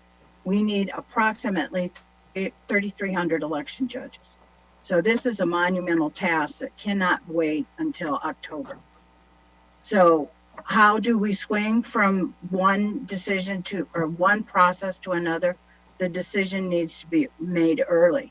At one point in in the last 50 days, which I have to admit is the most interesting 50 days of my life in this business, we were preparing for two different elections. We had the talk that there was going to be an election by mail, but we had no official directive. So we had to continue recruiting election judges, and we needed to continue to train election judges. Now we cut back in guesstimating that the governor was going to make the decision and the state board was going to make that decision. But it is not a simple process to just change horses in the middle of the stream. No, I understand that, and you're absolutely correct in that everything has been upended, particularly within the election world, and so we'll see over the next month or less. Over the next month, how the mail-in ballot works. But I appreciate the information you provided regarding the really go time being August in order to bring on board 3,300 election judges. Just looking forward beyond that, is that when expenditures start really going out towards those election judges or hiring more staff, or is a lot of the expenditure within the election earmarked for the procurement or the rental space, or any of those allocations for the actual physical voting? The expenditures for polling places, the insurance that may go with the polling places, primarily will occur after the election. I mean, there's maybe a few locations that we will have rented and we still have to pay, but most of the locations are community. Well, first of all, most of the locations are schools, so there's no money lost there at all. Aside from the fact that the school calendar has been affected. Many of the churches and synagogues charge us minimal fees. They may sometimes charge us an insurance with regards to liability. That would be expended on the front end, but that, again, that's not a huge amount of money. The expenditures that, if you were to look at our budget, we have to bring in the recruiters in the end of July to begin the process of sending out the emails and the different types of methods. We have to hit that 3,300 mark. We need to utilize the Future Vote Kids, which is another effort that Dr. C is involved in. We normally try to get anywhere from 11 to 1,600 kids. It depends on the election and the interest, and I'm sure there will be interest in this November election. And so, but the thing is the commitment of monies have already been made. And then we also have to bring in the trainers. And the thing is that the equipment, in terms of the equipment for the polling place, that was ordered last year. So the extra DS200s that you scan your ballots in the polling place, we had to make those requests, and the state entered into the lease based on the request of the county council and the county executive in the previous budget year. Right. And so I'm taking delivery. Well, we've already taken delivery for all of the DS200s. Let me just ask this one last question. If in July the governor said that the November election was going to be done by mail-in ballot, how much would that save the county in terms of this budget allocation? I don't know if I can say that it would save any money. It would probably be even, because you're replacing election. Keep in mind that, yes, you're mailing out all of these 700,000 ballots, but all of those, 80% of those ballots have to come back, and they have to be manually processed. Everyone likes to talk about Washington and Oregon as an all-mail, or Colorado as an all-mail process. They were given 2 years to implement this, and they were able to invest in automated equipment. We have to do everything manually. So we will have to have individual election judge canvassers in our office for approximately 45 days or more just to do the canvass process. And I encourage you to begin watching us on May 21st when we start opening those tens of thousands of ballots. I appreciate that. Thank you for all this information. I'll share my surprise that switching from an in-person to an all-mail ballot would not have any cost savings. I have no background of information to base that upon, but it's just a first stark surprise. But at the end of the day, free and fair elections are critically important, and I know that all of you in the next month will ensure that this primary election runs smoothly, and we'll talk more about November once those decisions are made. Thank you, Mr. President. Thank you. Councilmember Rice, please. So I'm going to just be very brief. I just want to say thank you. Just yesterday, I got in my inbox a note from our Board of Elections letting me know about my absentee ballot and how everything was set. And they gave me all the instructions in multiple languages, by the way. You guys are rock stars and doing great when it comes to really putting out the word and letting people know. My mother, who's about to turn 80, is also registered online and is going to do her voting and be able to submit her absentee ballot. I mean, this truly is something where it's been a daunting task for you guys to take on, but one in which you've truly done it and gotten out the word to people. And that's what we want in this day and age. We want people to feel as though their vote matters. And by reaching out to them and keeping them posted about the next iteration, what's happening next, all those kinds of things, it reminds people and it gets people engaged and involved. And it's something that I think, as we talk about other things that happen via COVID that actually are things that we actually can incorporate in the future, I really think that the way you've continued to outreach to folks via social media, as well as via their email and via technology, has just been tremendous with reminding people about the importance of registering to vote and being able to have the multiple options that are presented to them. And that's going to increase, I feel, as though it helps to increase turnout in our future elections. And so from that perspective, that's what we all want. We all, as stewards of our democracy, want to make sure that we have as an engaged populace as possible. So I just want to say thank you for that. Keep up those kinds of things, because those are having direct results that I see directly around me and people are talking about, and is a huge success and win for us. Thank you. Councilmember Navarro, did you have a motion? Yeah, I think did I not move it already? Well, you started to. I I would don't know like if you to did. move You might have. The staff recommendation. It was moved by Councilmember Navarro. Was there a second? Second. It's been seconded by Councilmember Friedson. All those in favor, please raise your hand, and that carries unanimously. Thank you very much. The next three items are also Councilmember Navarro's, and they were added to the agenda today. The first one is the NDAs, leases, working family income supplements, state property tax services, grants to municipalities, future grants, Tacoma Park Police rebate, municipal tax duplication. Yes, there are a number of NDAs here. Mr. Smith has prepared the packet. I think what I like to do is to have him go through each of the particular NDAs and then open it up for any questions that there might be. If it's agreeable to the body, we can vote on them in block, but if not, you can signal to me and then we'll just separate them for individual votes. So I'll just turn it over to Mr. Smith. Very good, thank you. So I'll just go ahead and get started. So for the leases NDA, the council staff recommendation is the same as the county executive's recommendation, which is a modest increase, about $1.6 million over the fiscal 20 appropriation. And as noted in the staff packet and in the budget publication, this includes rent increases for fiscal 21. Staff will note that some of that rent increase is at 255 Rockville Pike, which is where our county offices are going to be moving to Wheaton. DGS notes that they will continue that lease through fiscal 21 to aid in the move out in terms of timing, and as well as to make sure that the property is ready to turn back over to the land owner at the end of 21. And other than that, there's some modest changes to the maintenance.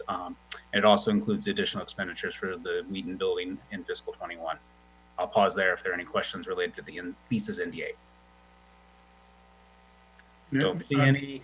Councilmember Friedson wanted to speak. Did you want to speak now? I had a couple questions about the municipal tax duplication item. So if you want to go through all of it, I'll wait and then ask then if that would be. Yeah, just go through everything, Gene, and at the end, we're going to pause and see whether there are specific questions. Understood. That sounds great. Thank you.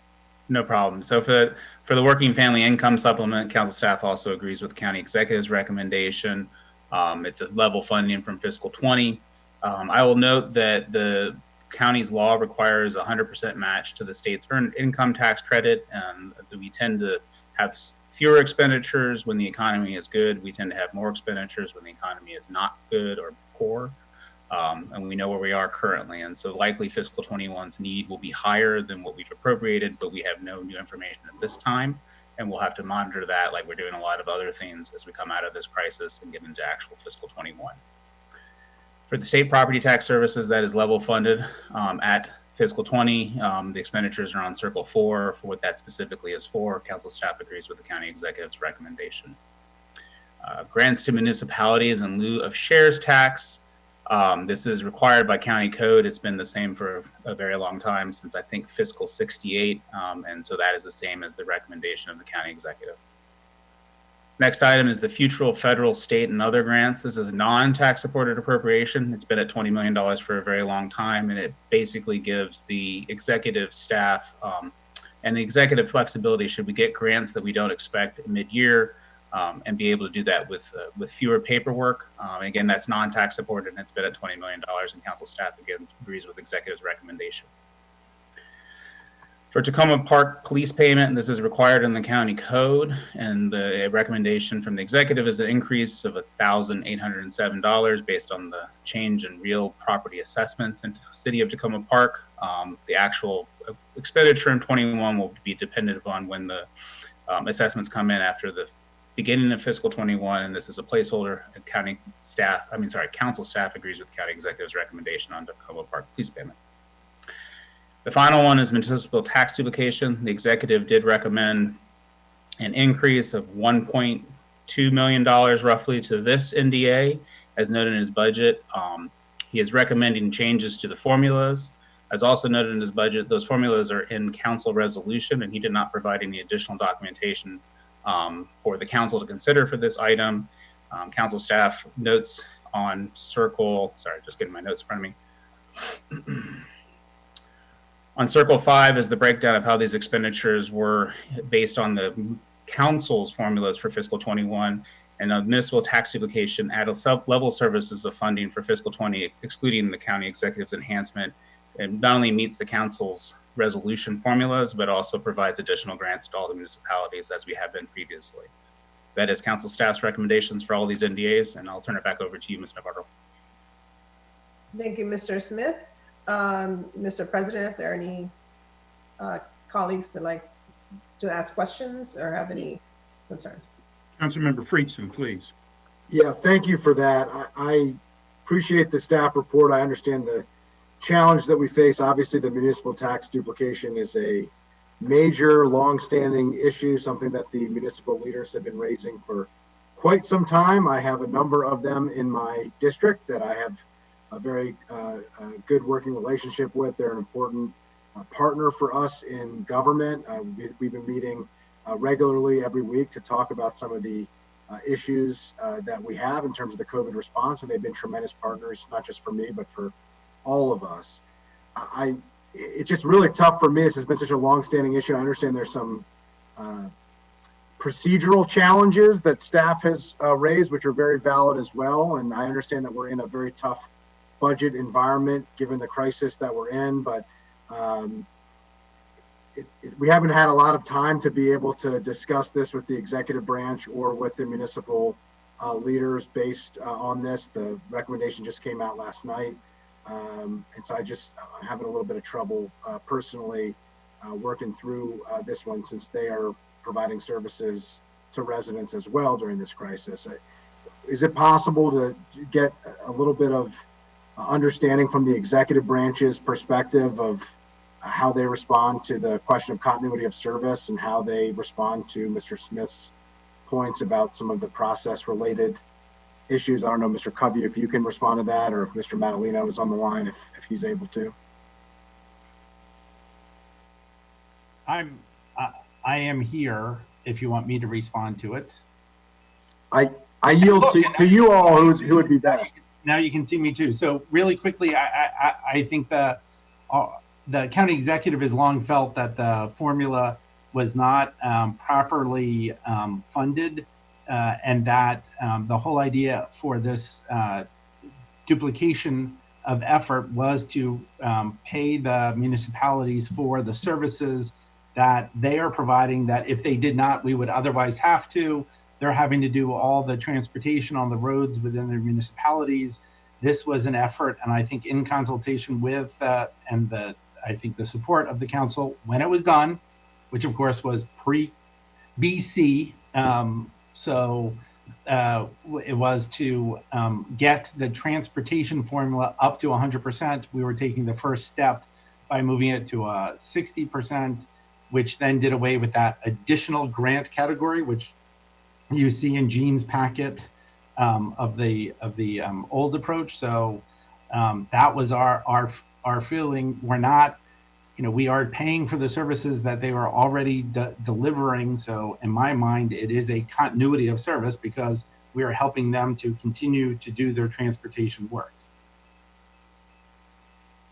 I appreciate that. Yeah, I'm really struggling with this. I yield to colleagues as well. I understand there's some challenges here, but we're all trying to provide services to residents. There's some issues that need to be worked out. I will also raise that the $183 million from the federal government, some of that potentially, might be available for municipal partners for some of the services as well. And so that is also part of this conversation, which is still a little unclear for me. I'll yield back. I just wanted to raise some of those questions, and I appreciate the feedback from the executive branch in terms of the rationale. Now, I'll point out that Council President Katz is the lead for GO and for the council on these issues, and so I'm sure that he probably also has something to share. And I do, and I was getting ready to say that. Thank you. I have to tell you, this has been something that literally Montgomery County and the municipalities have worked on for years. When I was mayor, I appointed the first task force from the municipality side when I was the president of the Montgomery County chapter of the Maryland Municipal League to work on this. And I don't want to say it's been 20 years, but Gene, it might be 20 years. I don't know. It's been forever that we have been working on this to try to get a fair situation. Mark Elrich was a municipal official when we first started having these discussions as well. And so I appreciate the continuity of services. I understand all of those things associated with it, but I believe that this is a fair path forward so that we can get a different formula so that the municipalities will be whole. They do a lot of the work that Montgomery County would have to do. And that doesn't mean that it's a straightforward thing, and some do more work than others do, and different types of work. But I believe that this is a fair way to move forward with this formula. So that's where I am. Okay. Anybody else? If there are no more comments, I'd like to move the staff recommendation.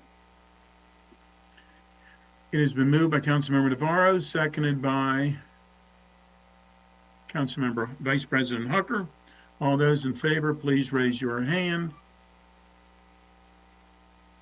And that's, no, Councilmember Friedson, did you not vote for it?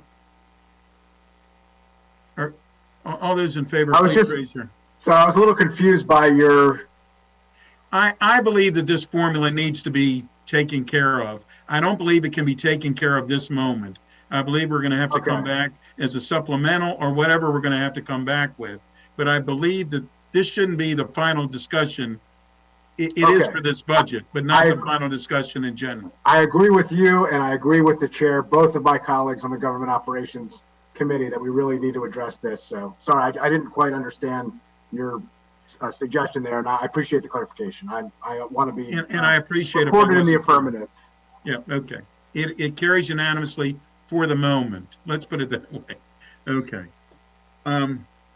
Next, Councilmember Navarro, is the NDA for productivity improvements.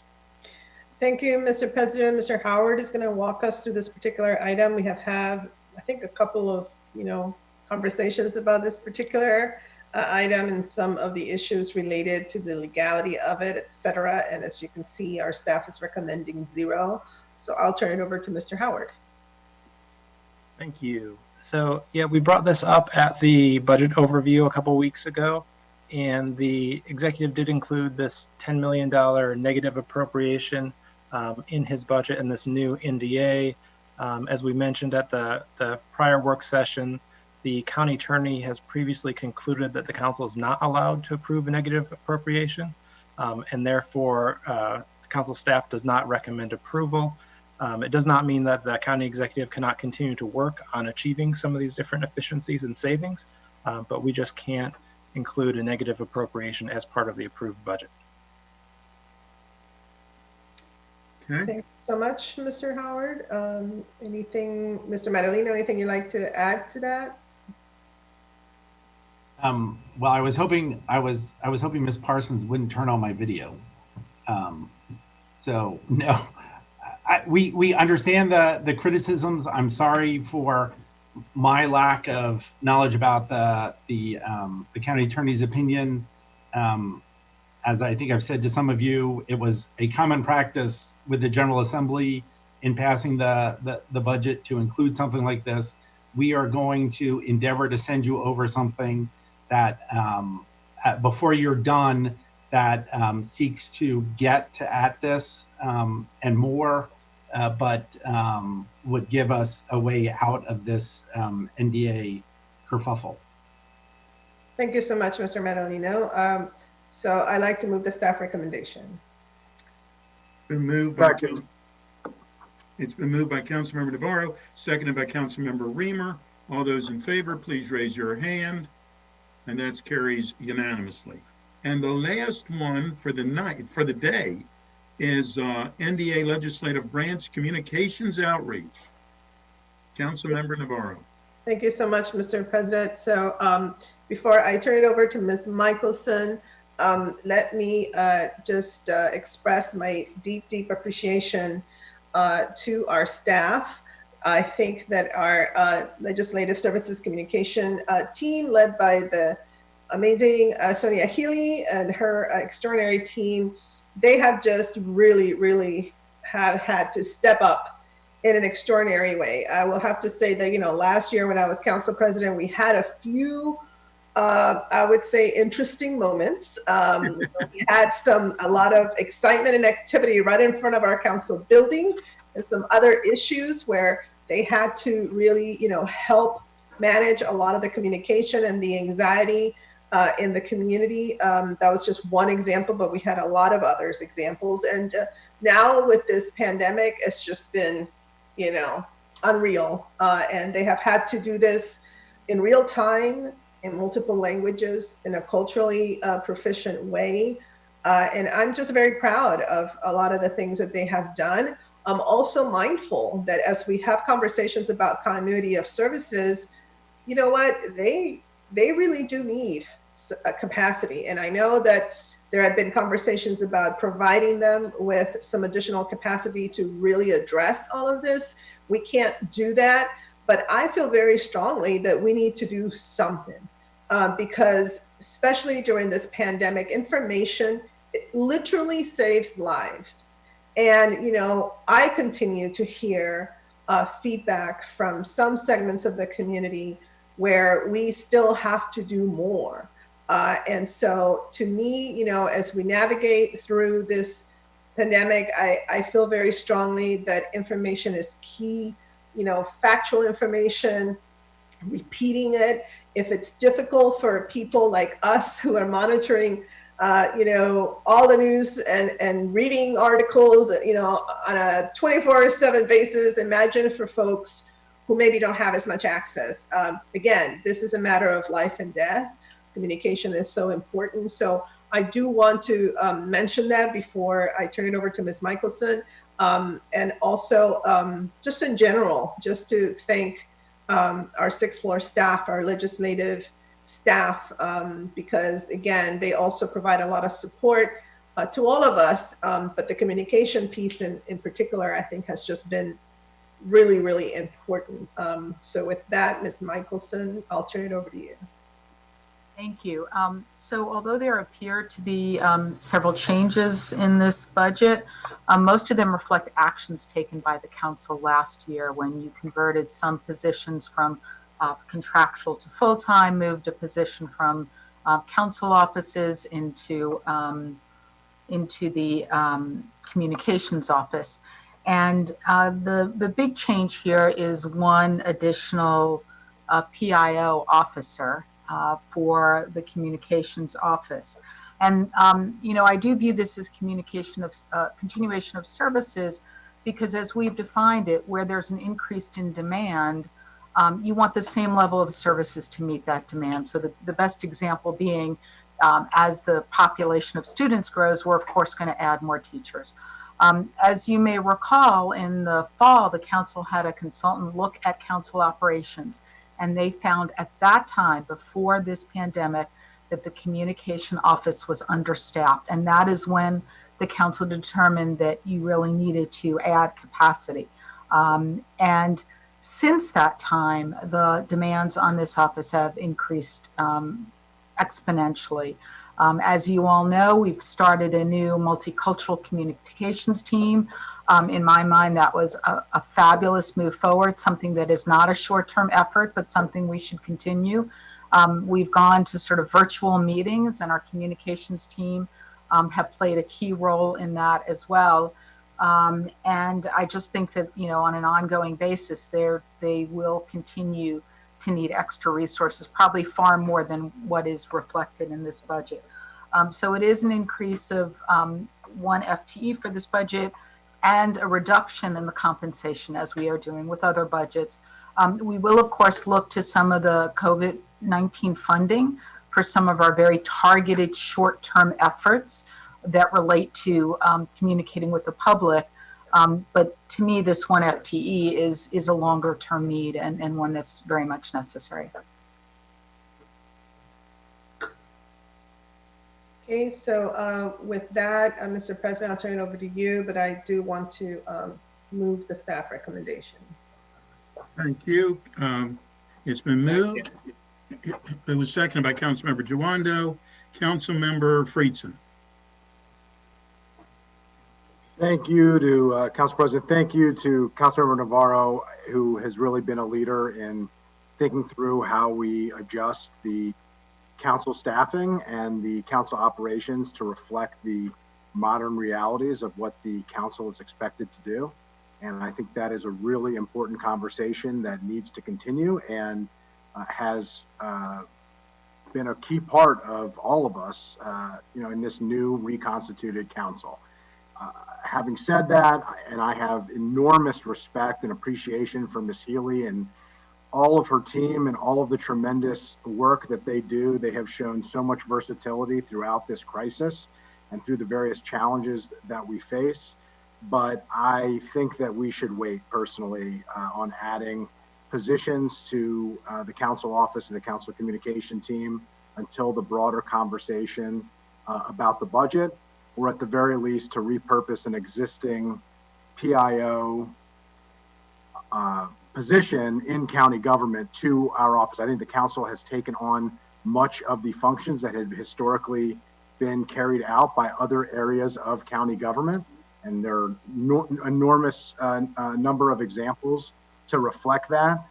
And I think that would be appropriate as well. I have done a cursory review. There are some open positions in county government in the PIO class that could be used, but I just think adding a position at this point in time based on what we're doing elsewhere in the budget, although I do understand and appreciate the rationale for it and think that it is needed and justified, I think for the sake of consistency, I would be far more comfortable if we didn't move forward with adding an additional position and either kept it as it currently is constituted or repurpose an existing position that we could come back to before final passage of the budget.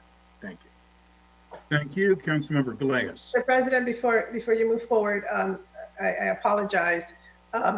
I would be open to exploring what Councilmember Friedson has delineated. We've done this in the past.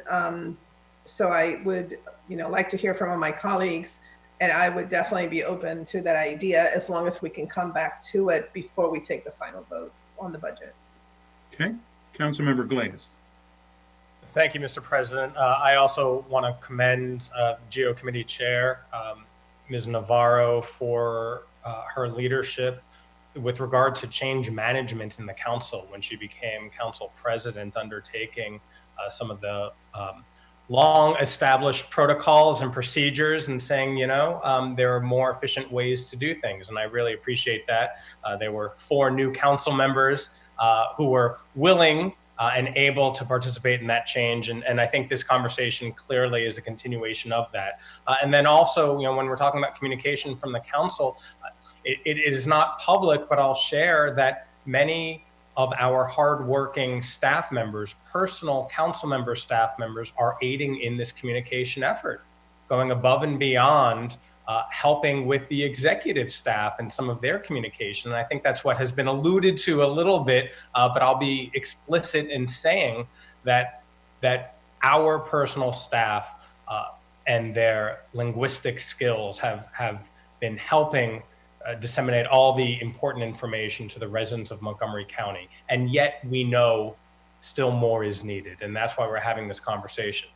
I appreciate the proposal that Councilmember Friedson put forth, because I too am uncomfortable changing the definition of consistency with regard to this this budget, where anything that's new we've been putting off. And so for that reason, I want to be consistent in my voting and my decision making, and I'm glad that that Councilmember Navarro is open to coming back, because quite frankly, I think there is room to look into other agencies and departments where there are communication folks, streamlining some of these processes. As I've been seeing over the last 15, 16 months, there are efficiencies, no doubt, that can be established within the PIO network, if I can call it that, here in the county. And so I would like to have a more holistic approach, but certainly we need to make sure all of our residents and constituents have all the information they need to be healthy, safe, and access all of the important programs that we've been establishing over the last 4 weeks during this crisis. So thank you for this brainstorming. Thank you. Councilmember Reamer. Thank you. I really concur with all the sentiments that I've heard. I think that communications is essential, and reaching people is essential, but it is tough on the same day we're talking about, pay increases for the county workforce and furloughs, so if there's a way to increase our capacity, rearranging existing resources, I think that'd be a good move. So I appreciate the committee chair's openness to taking that approach, and I share that view as well. Thank you. Thank you. Councilmember Rice. Thank you very much, Mr. President. And so for me, this is a tough one. I certainly understand and respect where we need to be, but part of our job is about communicating, as I just talked about, and praise the Board of Elections on how they were able to outreach to folks and let folks know about what's going on and get them informed about not just what's happening with the council, but also about the resources that are available. I know that Sonia and her team have done a great job in pushing out the COVID resource manual that we have, that we've been able to develop, and it's got a whole bunch of important information that people would not by otherwise have access to. Those are the kinds of things that are invaluable, that make a difference, and really put food on the table for people that are struggling in these time, in these really troubling times. So from that perspective, I'm begrudgingly okay with it, I guess. But really, this is something that really rises to the level, if anything, about just informing people about what's going on around them, about them knowing about COVID cases, about them knowing about what's happening with PPE and where to get it, what's happening with testing, what's happening with all the things that we do regarding resources for them that we continue to vote on. All of those kinds of things, and just the normal day in and day out stuff. Oh, by the way, we have an election, and oh, by the way, we have these things that are going on and happening in the county. All of that requires even more than what we've done before, because that's a lot more information than we've ever pushed out from all of us. And all of our offices, I know, are working incredibly hard. Each of us individually are doing our own things in terms of resources and pushing out information and having folks follow them around to the different things that they're doing and recording it and showing folks, hey, this is the work that's going on in the community. That stuff doesn't happen just, by itself. It happens with work and with hours. And so from that perspective, that's why I'm with Councilmember Navarro to where she was in her original recommendation. But certainly if the will of the body is to change it a little bit, I'm okay with it, I guess. But I really feel strongly that Councilmember Navarro had it right first. Well, I just want to clarify that I didn't say that we shouldn't do this. What I'm saying is that if we can explore repurposing a position in the administration, because as we have discussed many times, there are a lot of positions within the administration that do outreach or PIOs in different departments and things like that. I think that what I understood Councilmember Friedson say is that we should look and see if there's a way to repurpose one of those positions and give that to our legislative communications team versus, you know, adding another position. So I'm open for us looking into that. We would have to come back quickly. And you know, absent that, I would very much would advocate that we at least provide, you know, one position, because again, the onslaught of communication needs is just so vast that we have to get real too about what it is that we are asked to do. And I'm glad, you know, somebody mentioned, you know, our personal staff is so true. You know, our personal staff has been amazing, and the multicultural communications team is comprised of a lot of our personal staff. So, you know, it's been amazing. Everybody has stepped up, but the reality is that we do need this capacity there. So I'm open for us exploring whether we can, you know, bring in an existing position, but that means that our staff would have to look into that and bring it back to us at some point soon. And then we can, you know, take the item again. So thank you for clarifying, because I misunderstood that. So certainly then I'm fine with that sort of strategy in terms of seeing if we can get it from elsewhere, but it still needs to happen regardless. And so I just wanted to make sure that we were clear on that part of it. I didn't get that part, so I'm sorry. Thank you. Mr. President, my phone has died, so just put me in the queue. I'm sorry to have to do it. And I can't go upstairs because my kids will attack me. So just whenever I can go, please. All right. Councilmember Navarro, did you have anything else? If not, Councilmember Jawando, you're up. All right, good. I tried to wait till the very end.